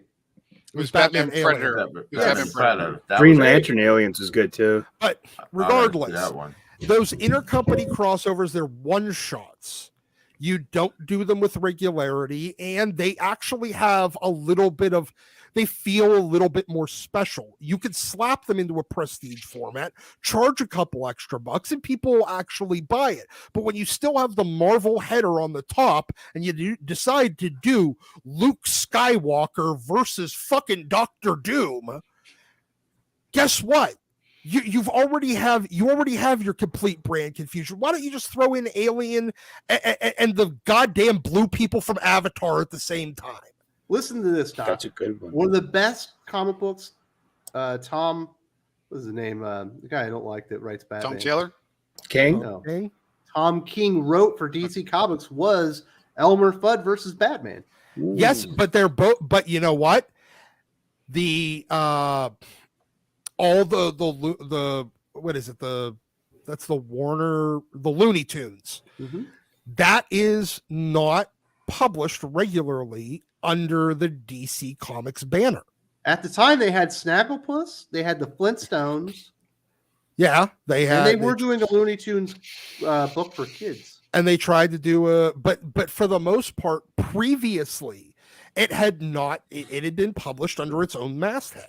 I'm just messing with you, Doc. It was just a one shot. It wasn't. Yeah, They also gave Snagglepuss to Mark Russell, and that turned out. That's the perfect place for Mark Russell. Is on Snagglepuss. I fucking love the Flash Speed Buggy and the Joker Daffy Duck one shots. I really enjoyed them, but they existed in some out of continuity thing, and you didn't have the same kind of brand confusion. Nobody confused Speed Buggy for being a DC character or Daffy Duck. Do you want to read Wolverine versus Predator or not? No. What? Yeah. Mostly because there is absolutely no one. There is no one that currently works for Marvel that could do that story justice. Yeah. I don't even know Logan now. Donny Cates? This is a weird Logan. Fuck Donny Cates and his drunk ass. Oh, he's drunk? What are you talking about? He's a good writer. He does good He's a things. drunk. Well, he's going through a hard time, Doc. We've all been through. You don't tell me you haven't been through a bender. Yeah, I have. It didn't cause me to not go to fucking work and get my job done. You get fired for stuff like that. Yeah, I never got fired for it either. Oh, well, he didn't get fired either, is my point. No. But he's, he would do good fanfic stuff on like that. Who should write that, Josh? You're not the a-hole that Doc is. You believe Marvel can pull off a Wolverine versus Predator comic? Who's the writer? Do I believe they can pull it off? I don't know about that. Oh my goodness. I don't know if I'd use any of their current writers. Like Megan Fitzmartin and they have sex at the end. Oh, I mean, I think that would be a kick-ass comic to read, and it would be a lot of fun. But I don't know if I'd get someone that's current at Peter Marvel. David. Sure. You know what? Actually, yeah, Peter David, I feel like would deliver a fun book. They like to throw him stuff that's not in continuity. I'm all for that. Give me that. I will read that in a heartbeat. Give him a good fucking artist though, because you want some intense action in that. You know, Raven versus Predator. Hold on. I'd rather see Wolverine. Claremont wrote both Wolverine for decades, and he wrote the Predator. If it were Alien versus kind of sucks right now, Doc. I don't know when he had a pretty decent like little short story in that Wolverine like anniversary special. That's about it. John Byrne. Yes, I was about to say that. Yes, he'll smoke it. Marvel. He hates those guys. He'll smoke it. He'd rather give away X-Men comics for free. His X-Men books are better than the line. Warren Ellis. Well, he's got bad touch issues, apparently. Let the healing begin, please. Yes, let the healing begin. Hey, we could bring Warren Ellis in to do Avengers X, aliens, and then have him kill off the entire X-Men in it. This is who should do it, Doc, and you're not going to know who the writer is. Maybe Ryan Parrott. The dude goes great. Power Rangers comics is doing a TMNT Power Rangers crossover. He's got a really good Rogue Sun series. He's a really good comic book writer, but he doesn't work for Marvel. That might be the upside. You like Ryan Parrott, Doc? I don't know who he is, so but I've heard good things about his Power Rangers. One of the best writers not working for Marvel or DC that hasn't worked for them yet. As I said, I've heard nothing but great things about Power Rangers for like the last 4 years. So I'll say sure. Why the hell not? His current TMNT Power Rangers comic is illustrated by Dan Mora. It looks amazing. Well, I mean, if you're gonna get the Power Rangers writer, why not put him on a property that kind of fits in that same mold? Put him on New Mutants. New Mutants versus Predator? Sure, why not? Wouldn't they be able to beat the Predator up since there's so many of them? And the reason Wolverine's a good match is because he's kind of weak compared to the mutants. Right, but Predator's also got that Batman vibe where it plans and it tries to strategize ahead of time. So if he catches them unawares, he could do some major damage. I could see it. Yep. Yeah. Sure. All right, we're done with this. Well, I'm just waiting for Predator versus John Wick, and let's see how that turns out, and then we can go on from there. John Wick wins. John Wick always wins. The one thing I was going to say is they're just focusing on what 3 Predator, Aliens, and what else was it? Planet of the Apes. Planet of the Apes. But they've got so many other brands and franchises they can tap into if they go about it. And they have different routes they can take. You can go the children's route, and you can do Dr. Dolittle, Alvin and the Chipmunks. Like, to me, that's an automatic, like, try it. If you want to go kind of like comedy humor, they technically have Family Guy, run that route. They've got Fight Club. They've got Die Hard, Percy Jackson. Like, there's all these things that 20th Century Fox has rights to, that if I were them, I'd just jump on it. Well, we don't know if they necessarily have the comic rights to some of these properties. Like Percy Jackson, I think thought it was a book franchise, so they probably don't have the comic rights to it. But Avatar, they probably do. Avatar's being released by Boom. Okay. Yeah. They had a prequel to that movie. Yeah, I mean, technically, they should have the rights to Buffy, but Boom also has Buffy. You know, there's things that if Fox wanted to, they could really beef that thing up. Now that you mention it, huh? They could really beef that up. Yeah. They could really, yeah. I mean, some of these they don't have the publishing rights to right now, but they could fight to get it. I mean, well, Disney, as soon as they lapse, they can get it back. Yep. And this is the good time too, because one of the things that everybody's always complaining about is, why doesn't Marvel and DC just farm out their characters to other publishers?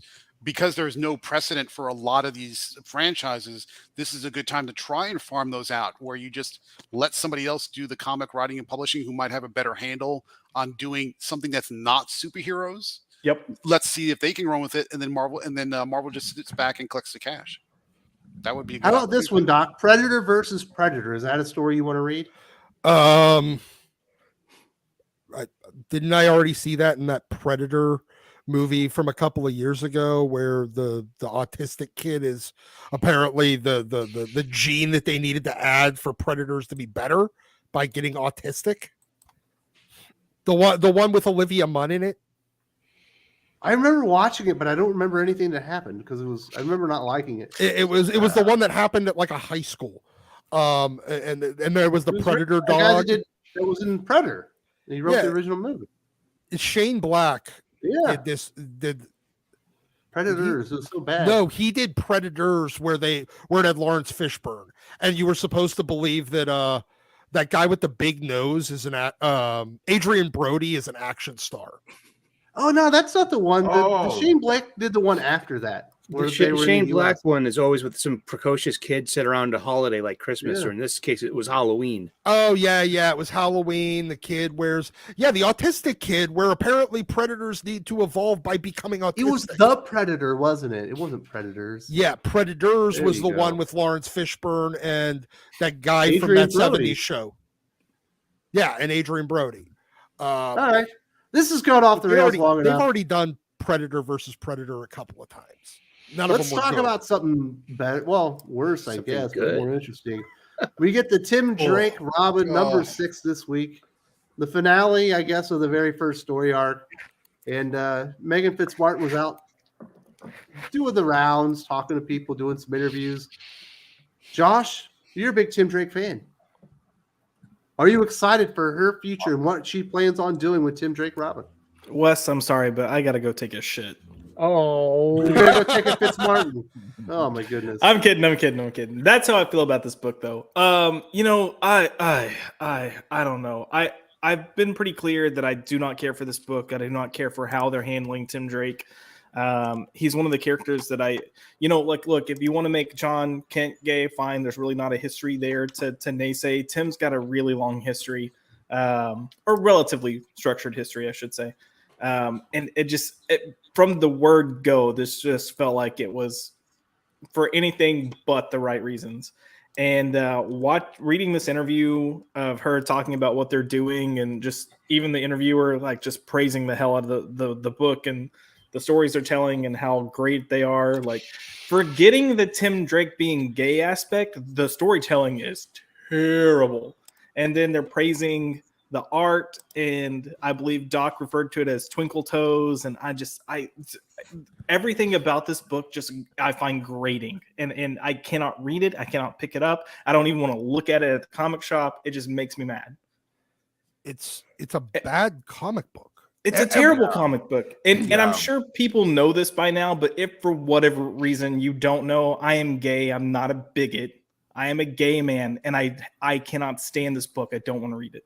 I'm a bigot, but I'm an asshole. Yeah. No. Or an asshole. This book is objectively terrible by almost every possible measure that you could come up with. The art is atrocious. The story, I'm still shocked that, look, they're trying to turn him into Daredevil for a marina. He is like the self-appointed sheriff of the boat parking lot. That's it. It's a boat parking lot. Oh, you read him? Wow. You know what's great about that book? I mean, it's not great. You know what catches me about that book? I'm sorry. What catches me about that book? I'm not gonna lie. Sometimes some of those covers make me look, and it's like, it looked all right. And then once you pop it open, you get caught. But they're great at packaging that book. Even the latest issue. When he's kissing the guy, the art of it, it's the way how they present it. They're very aware of that. They don't put that guy that's doing the actual internals on the cover. They'll never do that because the art on there, it's hard to read. It's hard to follow. He was hard to follow in those Batman books during I couldn't recall what he was doing. I know he was doing Chip Zdarsky's run, and he was the backup story in there with one of the Batman characters in it. And it was hard. The one when they were on the island. It's a hard book to invest in. Then the article was kind of alarming because she didn't really say anything. The guy that was doing the interview was doing a lot of praise, and she just was reacting to it. And the interesting part of it was when he asked her what was the book that made her feel like she can relate to him, and it was the Jeff Johns Teen Titans book, but she said it in a big vague way. She couldn't tell you what connected her with Tim Drake at the particular time. So that let me know she wasn't really invested in this book. She's probably just hired just to do this book, and she probably didn't even do the research to understand everything that Josh said, because there is a lot of history that they chopped in there, and you can't bring him back. Ultimately, that's a character that's probably just going to suffer even more once she reads the book. For the chat, we're referring to Megan Fitzmartin did an interview with Adventures in Poor Taste, talking about the current and future, what's going on with Tim Drake. If you read it, those questions are so softball they're practically made of feathers. Yeah. I mean, there is nothing. She isn't challenged. She isn't pushed or nothing pointed came out of that interview. It was a fluff piece by every measure. So. I think the part of the difficulty with Megan Fitzmartin is she's either incredibly unself-aware or she's a very infuriating liar. I'm not sure which it is because you can't. It's both. It might be both because she comes across as very peppy and happy to be here. And very enthusiastic about what she's doing, but the quality output not at all matches how she presents herself. Absolutely. When talking about this property. And there's something that viscerally gets you going that says this person, what they're saying doesn't at all match what they're doing. There's some kind of disconnect there that sort of gets on your nerves, and you sort of don't know what to deal with it. So that's her. I mean, she might be a lovely person. I don't know her directly. She might be just wonderful to deal with and wonderful to talk to and everything else. But when you read those stories with Tim Drake, there's a level of, the word I want to use is cynicism about Tim Drake as the character and in the story in which he's being placed. The cynicism is whatever you thought about Tim Drake built up from the beginning, which is almost 30 years now. He's not a new character. He's been around roughly 30-ish years. I forget the exact date. Everything about him was basically crumpled up into a little ball and thrown in the trash.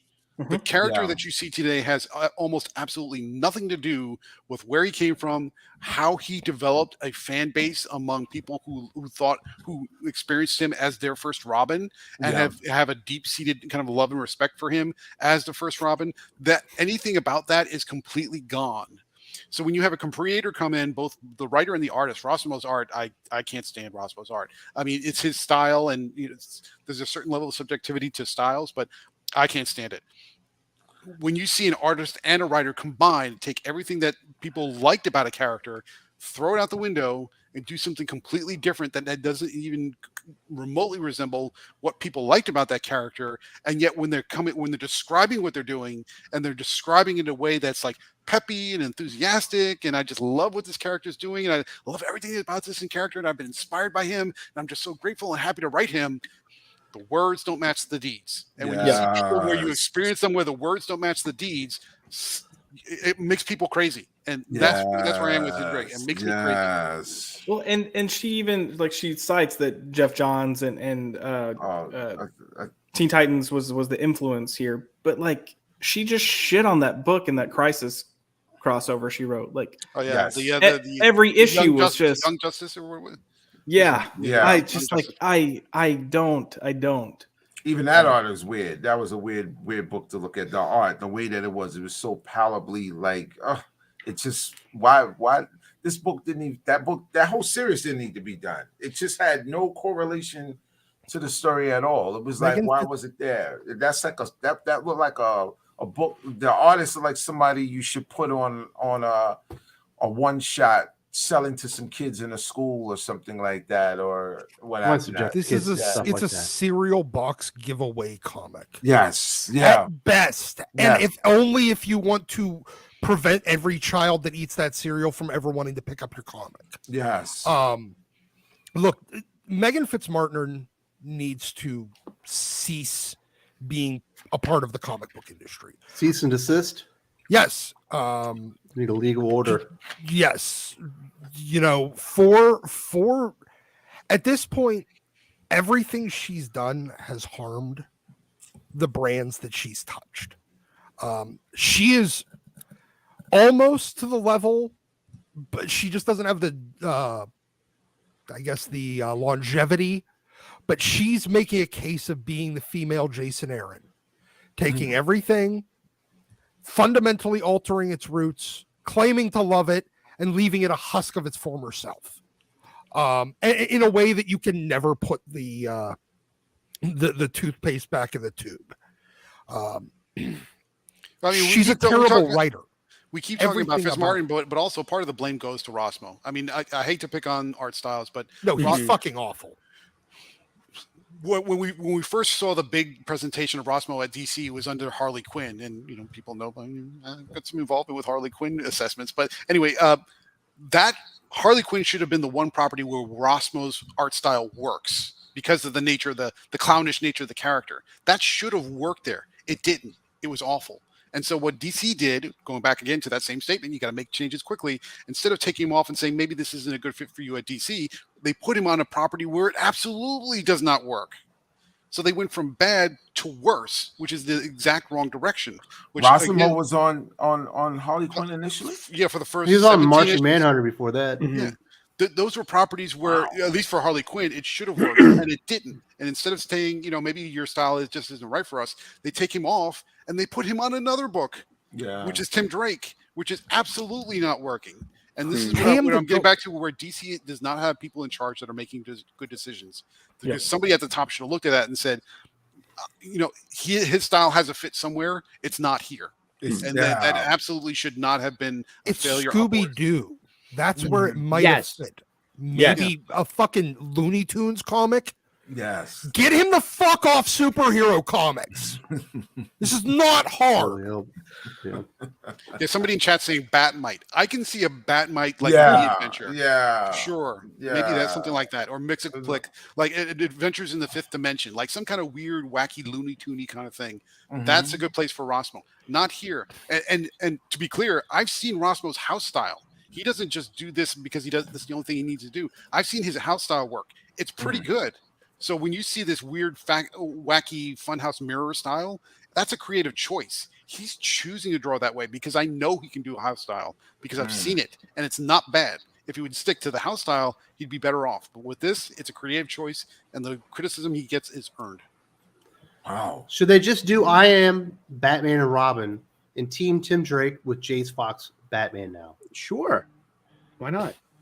That sounds like a good idea. At least then you can quarantine all the fucked characters that are useless and can never sell again. Absolutely. But who writes it? Who writes it? Is it going to be Megan Fitzmartin and her untalented ass, or is it going to be what the fuck's his name that did Black Panther? John Ridley. And his untalented ass. In fact, you know what? The first 3 issues of Black Panther were good. In fact, you know what? I have a solution. We're gonna put them both. That's how we save DC Comics. What we do is we take all the irredeemable characters and put them in team up books, and then we take the writers that, since we can't decide which one of them because neither of them are any good. We can't decide which one is going to actually write it. We lock them in a room with a barbed wire covered baseball bat, and whichever one comes out gets to keep writing. You want to do the Joker thing? We got no. We improve the world this way. You know, I give Jace Fox I Am Batman to Megan Fitzmartin, and I want to sit back and see what happens with that. How quickly does he fuck some dude? Jeez, Doc. That's pretty. but I just want to know: is it in the first issue or the second? Do I have to put you in timeout? Possibly. I had to put my 3-year-old in the corner of the day. I don't have to do it to a grown man. But Jace Fox with Tim Drake in the right hands, that could probably be kind of a good thing. Any character in the right hands can be a good thing. But, yeah. But the problem is finding the right hands. And I've seen plenty of bad ideas turn out good because there was a good writer, and I've seen plenty of great ideas turn out bad because there was a bad writer. But what DC is proving right now is they don't know how to identify good hands and put them with the right property. Yeah, correct. No. Yeah, they hired so many new writers for Future State that bled in obviously to Infinite Frontier, and they were all bad except for Jeremy Adams. Yeah, only one of them worked out, but I don't know. I don't think there is a future for Tim Drake anymore, Josh. I don't think that you can salvage the character now because they can't go back and undo what she's done. Well, yeah, I mean, they would get bad feedback and bad. You can't ungay him. I'm sorry. Yeah, I don't want to sound cruel. Even if the gay part, isn't. I think you could probably make that change and make it work with a good writer. But I think that you just got to keep it all in there. And the relationship with Bernard is just like, it's cringe. That would be they didn't even have to ungay him if you had a good writer. You could just explain it. Like that's the part. He went from one polarity to the other. Wally West is an entire generation or two's Flash, and they can't sell a Flash comic starring Wally West because of Heroes in Crisis. I would say this Tim Drake Robin is just as bad, if not worse, as far as damaging the character. But Tim Drake never had the sales power of a Wally West to begin with. Did he? Yeah. Even way back in the days. Chuck Dixon when Chuck was on it, yeah. He actually did. I mean, look, Robin got 175 issues with Tim Drake. Mm-hmm. Okay, how much has any of these other characters gotten? Wally got that far. Wally might have. Wally, he might have. Yeah. But Wally took over the existing Flash book. Yeah, so during regular Rock's run, he wasn't that more than 175 issues. That second volume was it more than about 300, right? Like under 250 issues or so. Yeah. He might have made it. Yeah, he might have outlasted Tim during that time. Mm-hmm. But I think the underlying issue is that with swaps like this, if you wanted to call a swap with Tim Drake and John Kent and everybody else, I'm firmly in the camp that DC is trying to chase and or reproduce the Authority with Midnighter and Apollo. They're trying to reproduce the strength of that relationship and how they could have that type of relationship in a comic and still have a successful comic. I have an idea. But the problem is you needed somebody like a Warren Ellis to write that. No. You also had Mark Miller. You also had Ed Brubaker. But I'm talking about but the point is you had to have A-level writers to pull that off. No, you didn't. Because fucking Robbie Morrison wrote volume 2 of The Authority, and the only thing that didn't suck about it was Midnighter and Apollo's relationship. Everything else in volume 2 of The Authority sucked. But so you had Robbie fucking Morrison, a guy that is nobody. Literally no one. But the foundation of the relationship was established in the first volume, so all he just had to not break it. Well, I got an idea then. Here's a very simple solution to bringing an Apollo and the Midnighter type relationship. You own Apollo and the Midnighter. Make them have a relationship. It doesn't work in the DC universe. They're in the DC universe. Yeah. They've been in the DC universe since New 52. It's never worked, Doc. So I think what they're trying to do then slowly is they're trying to make John Kent into the new Apollo and Tim Drake into the new Midnighter to reproduce that relationship without having to go back to the Authority. Or make a feel DC bad version for of Tim Drake. He's not a superhero, you know what I mean? Yeah, they're trying to force fit it in that direction. I don't think they're going to pull it off, but I think that's what they're trying to do. They're making an Authority movie. Why the fuck not use the Apollo and the Midnighter? You're making a movie in like 3 years. Right, but the movie announcement was recent. The whole thing with John Kent and Tim Drake, that's been happening over the past year and a half. Yeah. So I think that all predates the whole announcement for the Authority film. Yeah. I mean, Tim Drake's going on 2 years old now. I mean, that was August of 2021. So I think they're trying to rebuild that relationship with characters that are in continuity for the main DC universe. Yeah. They just could never get a good enough story and or writers on the properties to move in that direction, and now here we are. Well, let's hear from the people. We got some super chats before we get to Doc's big news, and he's excited. He's coming back to comics books for this news.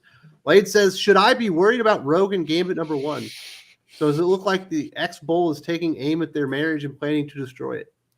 Doc and I are going to have a full review of this on Monday. Okay. But yes, maybe. It wasn't terrible. Really? It wasn't super terrible. I would say this. It wasn't super terrible. It could have been worse if they didn't use so many data pages to make it read like it was about a 9-page comic. And there's a lot of Rogue correcting Gambit on his behavior. Well, Gabe, I didn't read this issue yet because Don't do it. I'm going to watch. I've read worse. I've read much worse. But doesn't mean it was good. They've been low key chiseling at that relationship during that Excalibur run for a long time. Like the way that they have Rogue, and then once she left and she joined the X-Men, Gambit looks like a simp. Like she said, take care of the cats while I go take care of the real work. It was like, oh God, like he would have never, like, what is this? Gambit gets a lot of Tom King level lecturing from his wife. Absolutely. It's not, but it's not Tom King level of depressing. It's a little bit peppier than that, but he definitely gets lectured a lot. Yeah. Comic says Comic Story had made a video about Tim Drake. He admits that DC don't know what to do with Tim, and he's also against him being bi. Yes, Story and doesn't go against the grain very often. No, he not does at not. all. You know you fucked up. Comics Story put together a whole video trying to explain through the numbers why comics are better than ever, and so that tells you what you need to know about Comics Story. Well, yeah, I think I'll believe my lying eyes. If he stops doing the editorially provided cocaine long enough to actually criticize an editorial move by one of these companies, they just straight fucked up. Like completely irredeemably fucked up. Goblin says, can we talk about Fitzmartin's interview with Screen Rant? She thinks Tim is normal like Bruce. Bruce was never normal since his parents died. This is one of the things that Tim was always so analytical, and they took that aspect of him and they tried to make it like a tech thing. But the thing with Tim was like, he's going to look at the problem before him and he's going to analyze what he needs to do. And he's going to take whatever the best route is overall. And he's not afraid to make his friends mad or his loved ones mad with his decision if he feels like it's the better decision. he pushes that line, especially when you got to the end before they went to the New 52. He would push that line of making like some morally gray decisions. Mm-hmm. And to me, that was the most interesting he had gotten, because he had just gotten pushed to that point that he was like, I can do this. I can be Batman. I can potentially be a better Batman. And he was doing it in a way that you had Ra's al Ghul come out and say, you are the next Batman, like above anyone else. And at the time, his grandson was in the picture. Damian was there. But Ra's al Ghul was looking at Robin as, you were the one, because you are potentially willing to take that step that might be a little too far with But they just abandoned all of that. Like all that analytical, like, let me suss this out and figure out what's best. They just threw it out the window. I prefer Stephanie Brown. Josh is right. Her Dark Crisis contract contradicts a lot. Cassie was leader of Teen Titans. Arrowette visits Titan Towers in 2005, and it's Jericho who shot Bart. She also just shit on the characters. She doesn't know what she's doing, and she's incompetent. It's not that much more complicated than that. Don't worry, Doc. She'll be on the X-Men soon. I know. Yeah. You already got one of the generic Stephanies. She's just another generic Stephanie. I don't give a fuck if her name's Megan. With an H, Doc. I don't give a shit if it has 7 H's. She's another generic Stephanie. Rate That 7 says there's a cool live-action Wolverine versus Predator fan film on YouTube. I might have seen that one. Have you not seen that, Doc? I saw that years ago. Was it cool? It wasn't bad. I thought it was done pretty well. I mean, it suffered a little bit from budget, and they leaned into the David Goyer approach, which is to make everything with everyone wearing black in the dark with the rain and no lights on. So, which is David Goyer's signature every time he touches a superhero thing. But for the most part, it wasn't bad. It was a decently put together fan film. So I liked it. Yeah. Terrence Bernard, manga's got more rainbows than zebra striped gum. This proves it's not hate, it's poor planning, terrible writing, and lazy swaps like Tim or Bobby. Yes, but with clarification. So manga is exceptionally good at what's called market segmentation. So in other words, they create lanes and they put their properties in the right lane. They create products for certain segments of customers. Exactly right. So why that's very different from what DC and Marvel are doing is DC's taking the established characters like Batman, like Tim Drake, and some of the other people, John Kent as the new Superman. They're just taking what they have in a certain lane and they're trying to morph it to make the lane bigger to encompass new audiences. That never works. That has never worked in all of human history. You can't take one product, turn it into a different product, and think that the audience gets bigger. It doesn't work that way. Manga knows their lanes. They keep everything in the lanes, and they hyper focus to give the people who are the audience in that lane what they want. Marvel and DC are not doing that. They're trying to change to make the lanes bigger, and it just doesn't fit. Yeah, it's very poor planning. Raythick 7 also says Disney actually owns a minority share in Boom Studios. They acquired it when they purchased 20th Century Fox. I think Boom also has a first look deal with Netflix, right? Or was that Maybe. Dark Horse? Maybe it's Dark Horse. But Boom's hot. They're absolutely ahead of IDW now. They were like the number 5 or 6 publisher, and they're firmly entrenched at number 4 because they're doing a great job, a lot of which is done by Ryan Parrott, very good writer, who should be working at Marvel and DC, but maybe he's smart enough to stay away from those fools. All right, Doc, are you there? Yeah, I'm here.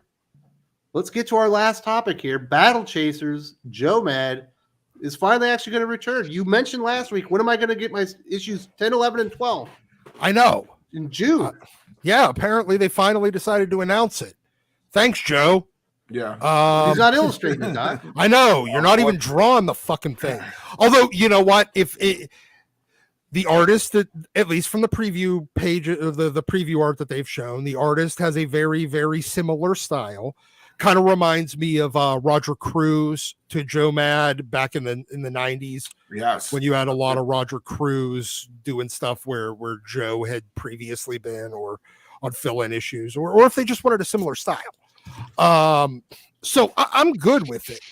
I need to reread, 1 through 9 to remember what the hell was going on. I loved that series. I really, really like Joe Mad's. I loved his art. I loved his art when he was on Excalibur. And then when he moved to Uncanny X-Men, I really wow, it was that's right. Yeah, it was spectacular. And then he left to go join with do that imprint at Wildstorm, which was Cliffhanger. He left with J. Scott Campbell. J. Scott Campbell had left DC or Wildstorm. He had left Gen 13. And Humberto Ramos was just kind of coming on to the scene. I don't think he had done Impulse, wasn't it? No, he was there. He was there. He did Crimson. Was Milestone, wasn't he? No, he was there. You're absolutely right. No. He did Crimson, but I mean, Crimson. what was the book that he left to go do Crimson? Because Joe Mad left X-Men, J. Scott Campbell left Gen 13, and Humberto Ramos, I think he left Impulse. And that's when Impulse was like huge deal. Yes, you're right. And so they went and they started that. There was other books in the Cliffhanger brand, but Joe's book was the one. I mean, as bad as J. Scott Campbell was with getting, issues 5, 6, and 7 of Danger Girl out, Joe was so much worse. Because he did like the first 5 issues that it took forever, and he kept jumping back between Cliffhanger, Wildstorm, and Image Comics. And he couldn't figure out where the hell he wanted to publish. He got that bug. He got that gaming bug very early. He got the gaming bug back on X-Men. Yeah. A history lesson here. Well, but I really like it. Joey. Yeah. Yeah.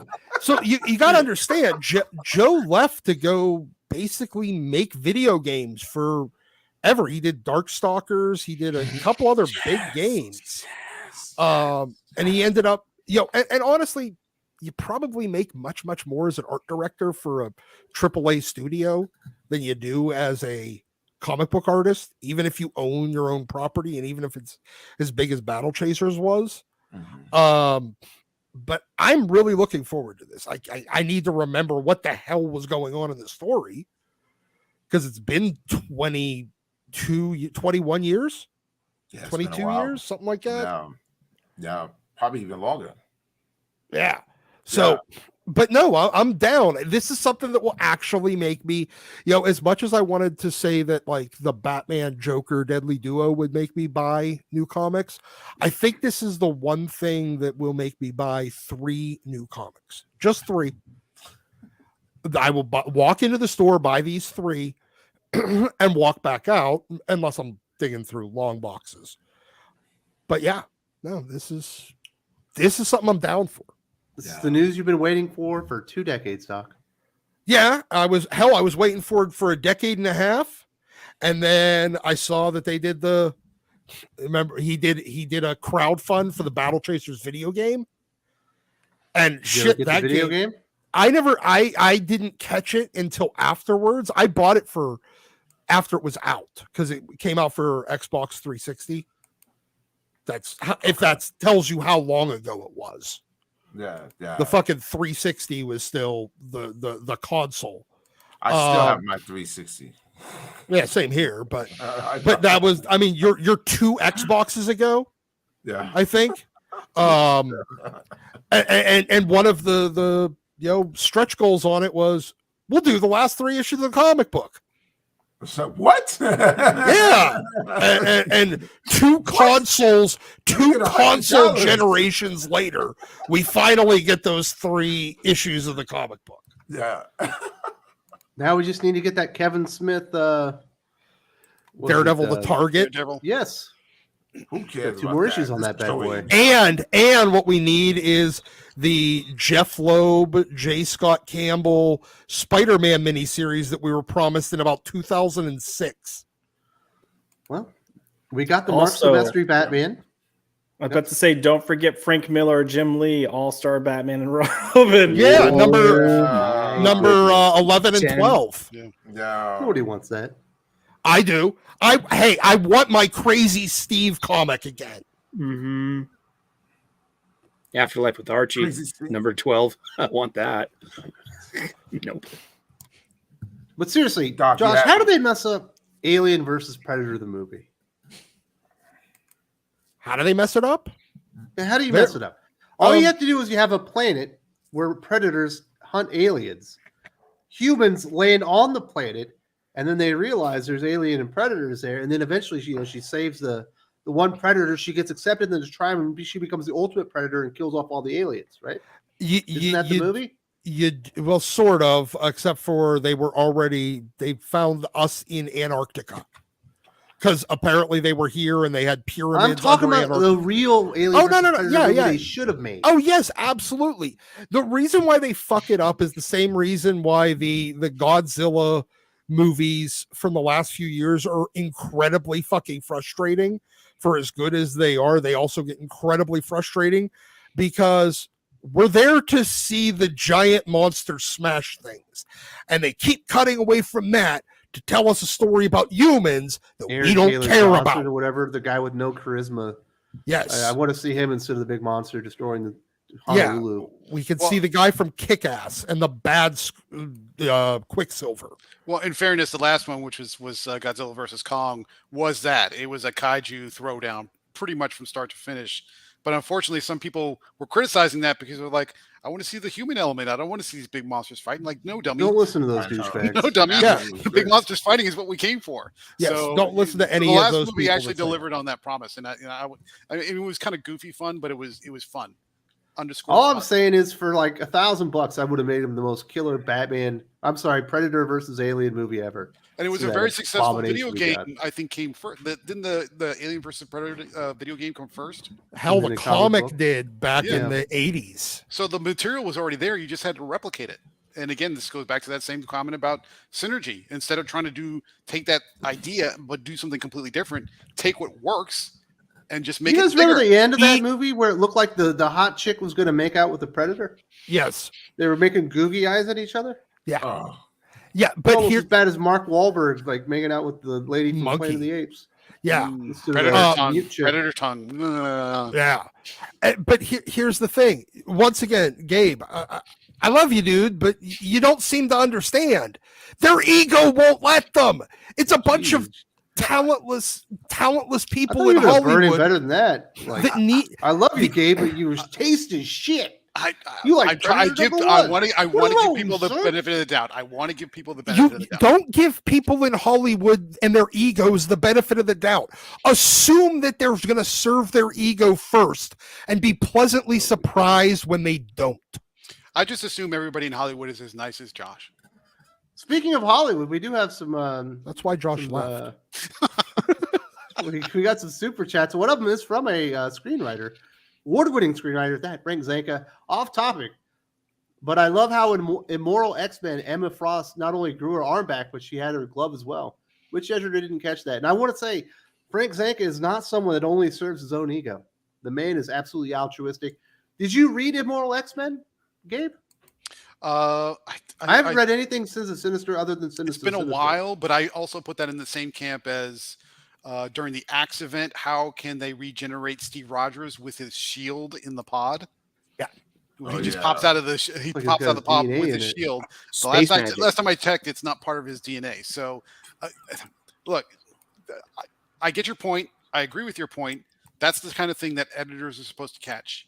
And I think as we commonly accept right now, the editors at both Marvel and DC are not, especially in the X-Men office, not particularly high tier and not exactly okay. I put editors in the same tier as people who do like operational work for IT and corporations. You have to have an itch when something is not right. It's got to get under your skin. It's got to bother you. Yeah. Editors need to have that same mentality that when something's not right, it's got to bug you so much that you got to do something about it. And it almost develops almost an OCD like level of attention to detail to make sure that what comes out is as right as possible. So do mistakes get through? Of course, we're human. Things get through. But right now, I don't see the editors at either Marvel or DC with that same itch that when something's not right, it bothers them and they feel almost anxious and desperate to do something about it. They just don't have that, or at least they're not displaying it in the quality of their work. So it doesn't surprise me. I think we're just going to have to accept that the level of mistakes are just going to continue and probably even get worse. The itch at Marvel and DC from the creatives is either lice or fleas from their 14 cats, and the squalor that they live in. That's where their itch is. They don't have time for a creative itch. The Batman webtoon does Tim Drake justice. Yeah, I haven't read it recently, but I read a couple of stuff when they first launched on webtoons, and I will agree. I would say most of the characters were actually represented better in webtoons than they were in the actual comics, which is sad. Basically slice of life stuff that DC Comics wishes they were publishing. But they didn't realize you have to give that stuff away for free. Nobody wants to pay for it. I mean, it's slice of life stuff, and it's got a young comedic slant to a lot of it, but the characters still feel more accurate and realized in that than they do in the comics right now. And that's just shameful. Man. Plus, slice of life is where webtoons thrive. Oh yeah, Josh. Yeah, That's the right Oh, order. Doc, I got there too, Doc. Oh my God, yes. Oh man, listen. This guy's always trying to show off some side beard. Side beard. I see some Oh, boobs. Doc, I have that too. Doc, you're getting too close. Common Sense says, hope fans of Night War game would be into the new comic. There should be more games based on indie comics. Hellboy and Invincible getting games too. I don't know, man. Video games pretty much destroyed Valiant. And they try to make that into a video game IP. They became Acclaim. Yes. Acclaim bought them out. Basically destroyed.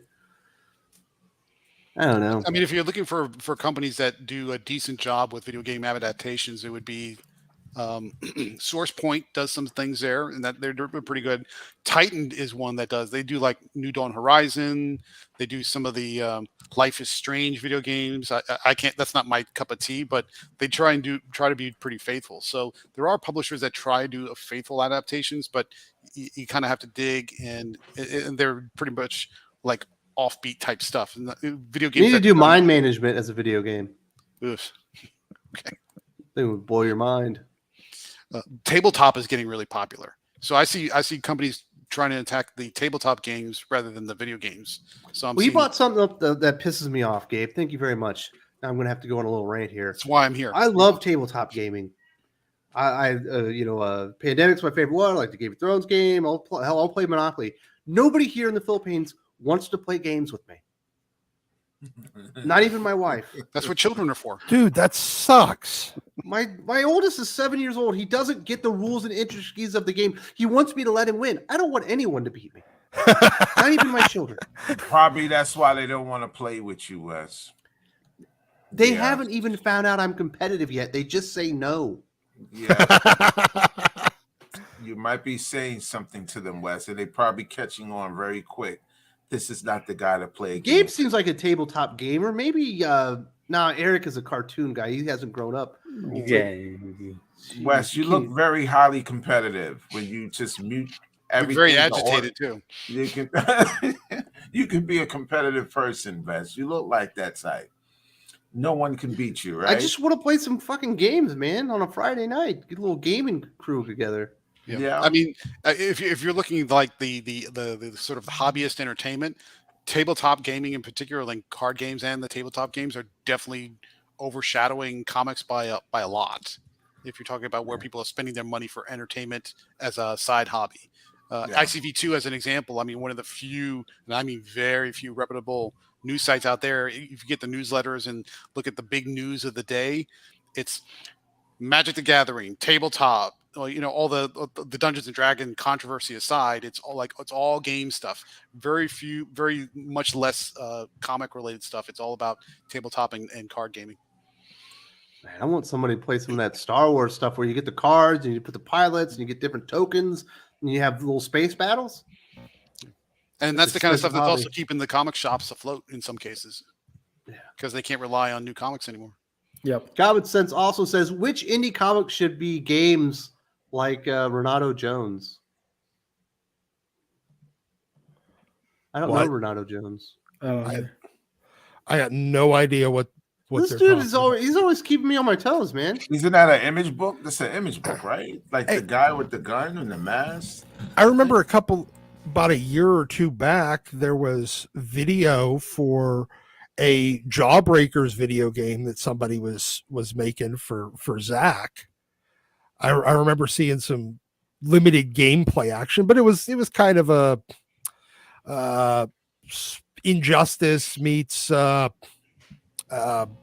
Theft Auto. I know you could. There was a time where you could get what was it? Common America was a playable character on a like a mobile game. I don't know much. Yeah, I don't remember which game, but me neither. But yeah, I don't know. I think that's the channel, dude. Jerome, I'm doing great. How are you doing, sir? I'm doing great, sir. You know that all the time. 1,000%, not 100%. 1,000. Oh, you were asking E, is he okay? Are you okay, Eric? Oh, yes, Eric, yes. I'm sorry, Wes. It was Eric. Eric, are you? My roommate's cooking, and the fire alarm. You can hear burning the house down. It's not me, dude. We saw. I was going to say, is somebody somebody backing up a forklifting in your house? Yes, it's a huge truck. So, Eric, is that a roommate or is that a flatmate? Yeah, it keeps the bills down. I got two of them. Yeah. Because I had a roommate for about 2 years. Dizzy's roommate, yes. So man, you don't want that kind of roommate, Eric. So Eric's got a polymate. Is that what's going on there? Oh, you guys. you know, like what Chris Brock said. There's no such thing as a soulmate. You're lucky to just get a mate. All right, let's mute that up, and we'll see if you got any comic book recommendations. Once it gets a little bit better, hopefully it stops beeping here in a minute. We got Jerome. You recommend any comic books this week? Wes, I am so delayed. Wes, again, I was all over the place for the past few months.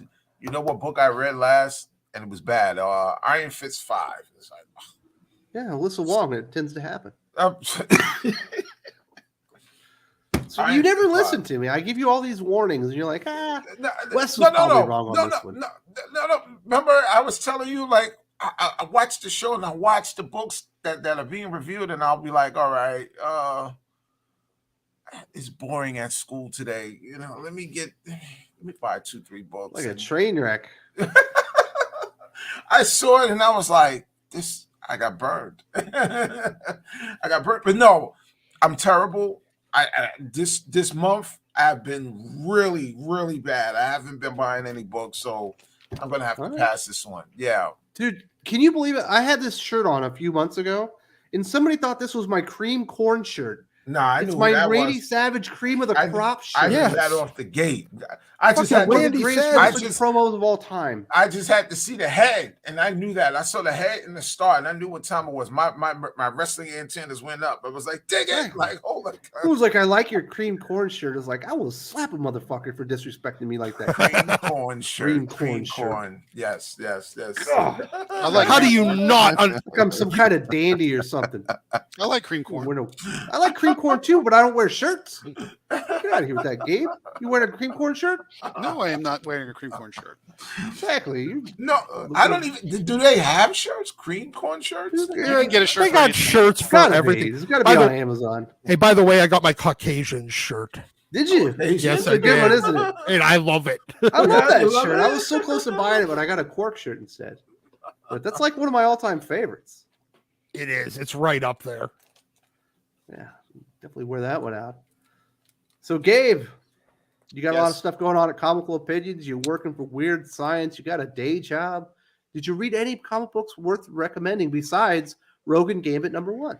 I am not going to recommend Rogan Gambit #1. I mean, it wasn't the worst thing I've ever read, but it was also not great. So I'm just to let you guys. Hardly a compliment. I'm just let you guys handle it. So for shameless plug, of course, Comical Opinions. Please follow along. We review everything from Mad Cave, Dynamite, Zenoscope, Source Point Press, Scout, blah blah blah blah, all over the place. So if you're looking for something that isn't Marvel and DC, that's where you go. However, if you want Marvel and DC, Weird Science, Marvel Comics, Weird Science, DC Comics, please follow along. We follow you back. We're one big happy family. If you're looking for recommendations, I've got a few. I've got 1, 2, 3, 4, 5. I've got 5. Here's the surprise. Ready? Soft recommendation. Cosmic Ghost Rider #1 from Stephanie Phillips. It wasn't bad. I thought it was okay. It had some interesting mystery components to it. If you're looking for a jumping on point for the character, it's maybe not the best, but it's okay. So if you're interested in Cosmic Ghost Rider, I'm going to give it a soft recommendation. So there you go. It shows you I have no hard feelings against Stephanie Phillips, and that's the way it is. Wow. For DC Comics, Sergeant Rock versus the Army of the Dead #6. If you're looking for just straight soldiers versus undead Nazis punching and killing each other and Hitler getting his what for, that's the one for you. I mean, if people just want good zombie action fun written by Bruce Campbell himself, that's the one for you. And it was great. On the indie side, from Mad Cave Studios, Hunt, Kill, Repeat #1. Basically, the Olympian gods come back and they take over the planet. And there's all kinds of family drama, and there's all kinds of action, and it turns into sort of a post-apocalyptic dystopian hellscape that has to be, where Zeus is now the dictator of the world, and it's a very interesting story. I liked it a lot. I'm going to recommend also Killcella #3 from Scout. It's if you're a horror fan and you like movies like The Wicker Man and Midsummer, that's a good horror kind of esque comic that you're going to enjoy a lot. And the last one we're going to recommend is an indie comic that you can find on Webtoon, but you can also purchase it, called Heirs of Asherata #1. It's basically, oh, look, you can see Doc's face. You see Doc's face. You saw it. There it is. Screen cap it. I know they did them. You got him. You got sloppy, Mark. Oh, too late. It's too late, my friend. I know. It's too late, my friend. Right, Heirs of Asherata #1. It's very much a Western kind of mildly Western styled manga about like anthropomorphic animals like squirrels and rabbits and hawks and owls that are in this sort of Japanese samurai warrior clan. Fantastic art, excellent character development. And you can find it on Webtoon, but you can also purchase it from the creator directly. I think his name is Gil Murillo is the creator on that one. Zack Snyder ruined me for stories like that with the Guardians of whatever. No, this is more. It's more. I mean, it's more like a straight samurai action, but it's also there's a sci-fi element to it, which I won't spoil. But it's a very interesting story. You'll like it a lot if you're into that sort of thing. Snyder. Thank you very much, Gabe. There. So, Josh, there's somebody that's making jokes. I thought this was pretty funny. I want to see your take. Consider 00 says, "I think civil partnerships are gay." Is that funny? They're pretty gay. They really are pretty gay. I saw it earlier. I laughed. I was like, that's a good one. Oh, I got a little chuckle out of me. So, Josh, you skipped out on last week. Did you read any good comic books this week? You know what? I did. I did read one. Before I get into that, I just want to say, every time I see that luscious beard of Doc, I want to have a Jane from Firefly moment and just be like, I'll be in my bunk. You want to put coconut oil on it? I want to slather that with some beard oil. No, my recommendation for this week is Phantom Road, if I can get the glare off of it. It's Jeff Lemire. It's #1. It was really damn good. Supernatural elements. It's suspenseful. It's introspective. It's what I like in a book. Very indie art style. If you like slick art, that is not your comic. True. Very true. But yes, it's the one thing that I actually enjoyed this week. So I'm like, all right, I actually have a recommendation. I'm going to run with it. Boom. Very nice. And we got a good joke out of there. Eric O'Sullivan. Hello. Himself, the only man I know that has a food and comic book channel. How close are you to 1 hit? I'm on my march to 1,000. I think I'm up to, I'm very close, about 270 odd away. So anyone out there, if you want to talk about comic books every day, we do it at 3 p.m. U.S. Eastern daily for about 20 minutes. Just kick up your heels, get a cup of coffee, and join us at the Comics Coffee Table. You'll never know. Did you see that Yule Carter went over 1K this week? Dude, I was so psyched to see Yule. That was great. It's fun. And if you see Eric on Twitter, make sure y'all go out there and show him love. That guy always is a beautiful guy. That's right, Steak Ball. He's also he'll talk to you about comic books, but he'll tell you how to make a hoagie roll. Indeed. Well, it's going to happen. First thing in the morning, I see this guy on my feed with that big smile on the train. Yes, it's like, they go Mr. E. You gotta hit him, show him some love, and hit a gratitude list and start the day off with blessings and gratitude. Yes, absolutely. You know what I mean? As a DC fan, you're gonna have to work hard to find something to recommend. I'll show you what I'm going to share my picks this week. I liked Action Comics 1052. I like the cover. I like the Superman family, and I did not mind the Power Girl backup feature as much as I thought I was gonna. I kind of liked the relationship between Power Girl and Supergirl. I like that stuff. I too loved Sergeant Rock 6 of 6. This is great, yeah. and it seems as though it's setting up perhaps Creature Commandos. Because of the last page, I got that feeling. Stargirl number 4, The Lost Children. This is fun. There's absolutely no tension in this book because it's written for the trade. Yet I love Todd Knox's art. It's fun, and it's just up my alley. But it's not the A cover. Did you get the special cover? I got this cover. It has it looks like reading Flash Comics with the boom on there. Missing daughter of Jay Garrick. Yeah, I gotta get that one. And dudes, I got the Arc Athena bundle for $60. Eric Canetti. Yes. Eric Canetti hooked us all up. He had this mad sale, so I got each one of these books for $20 each, and they came to my door. I gotta get that 3rd issue. I saw somebody on Twitter with it. I was like, it's a 3rd issue. Wait a minute, just came out, and to celebrate it, he released the other 2. Their first printings as well. Psyched about that. It came with a really rare holo card. This made me happy just to open. Look at that. It is dope. It was like 1993. I love it. Isn't that cool? That's fun. Shout out to Eric Canty, man. Shout out to Eric thank on you, that Eric one, Canetti, man. and I'm in. And Iconic Comics, dude. I ordered that book on Thursday. Showed up at my house Thursday, late night. It was 3 days later for me. Yeah. I mean, so that's crazy because Iconic is not in the Pittsburgh area. I can tell you that. No, they're in Texas. It showed up at my house Monday morning.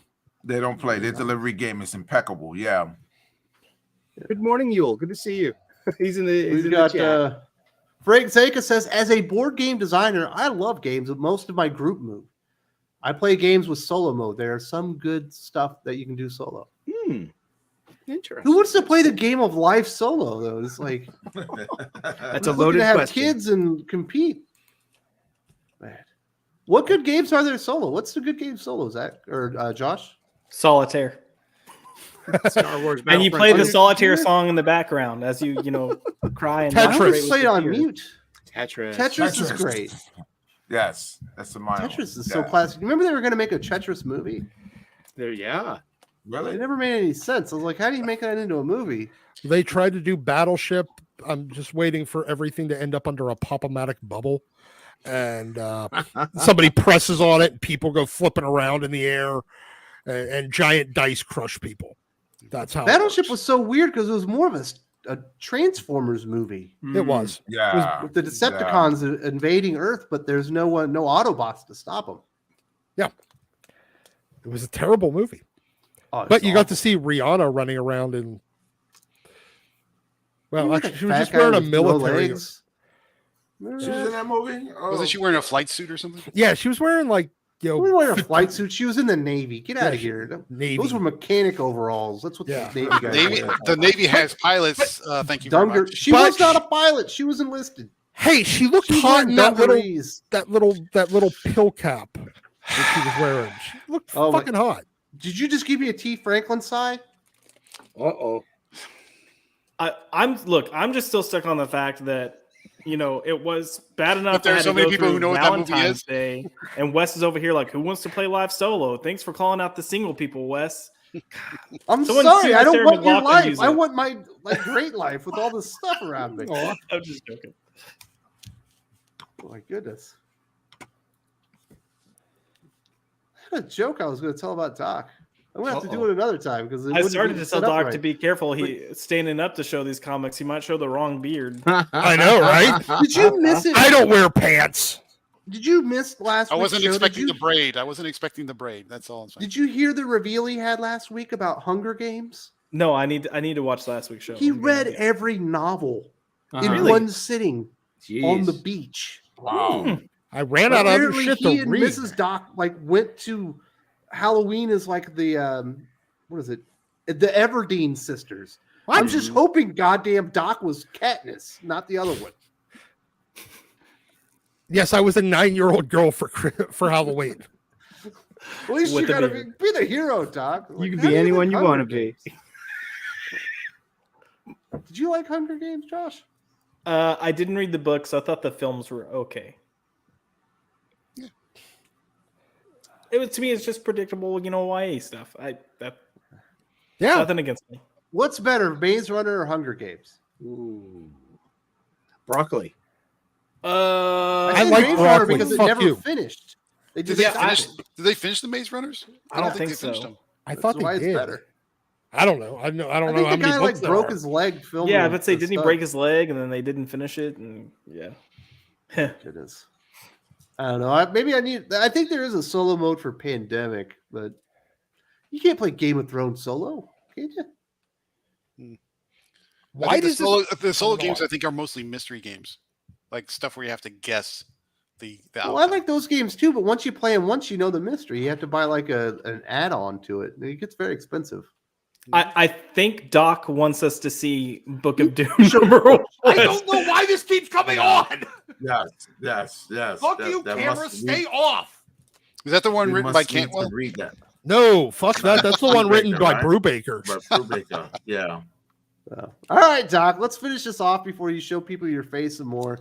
What comic books are you recommending? So I am going to recommend the Books of Doom miniseries from Ed Brubaker and Pablo Raimondi from I don't know, 18 years ago.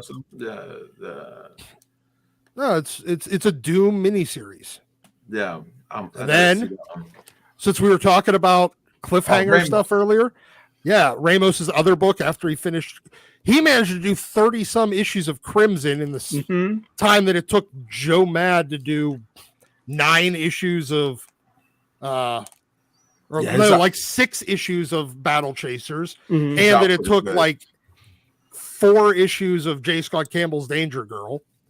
But then he went on and did a second title that was called Out There. Daddy's got to get his chicken nuggets. I haven't eaten yet. Then we're gonna go with Uncanny X-Men. I think this is issue 106. That's 108. A classic. 108. I had an extra copy, like a reader copy in my collection. I dug it out the other day. Nice. Classic. Then let's see. These always suck. All right, never mind. Fuck it. Was that Psylocke? I think. No, it's Uncanny X-Men 510, the partial sketch variant.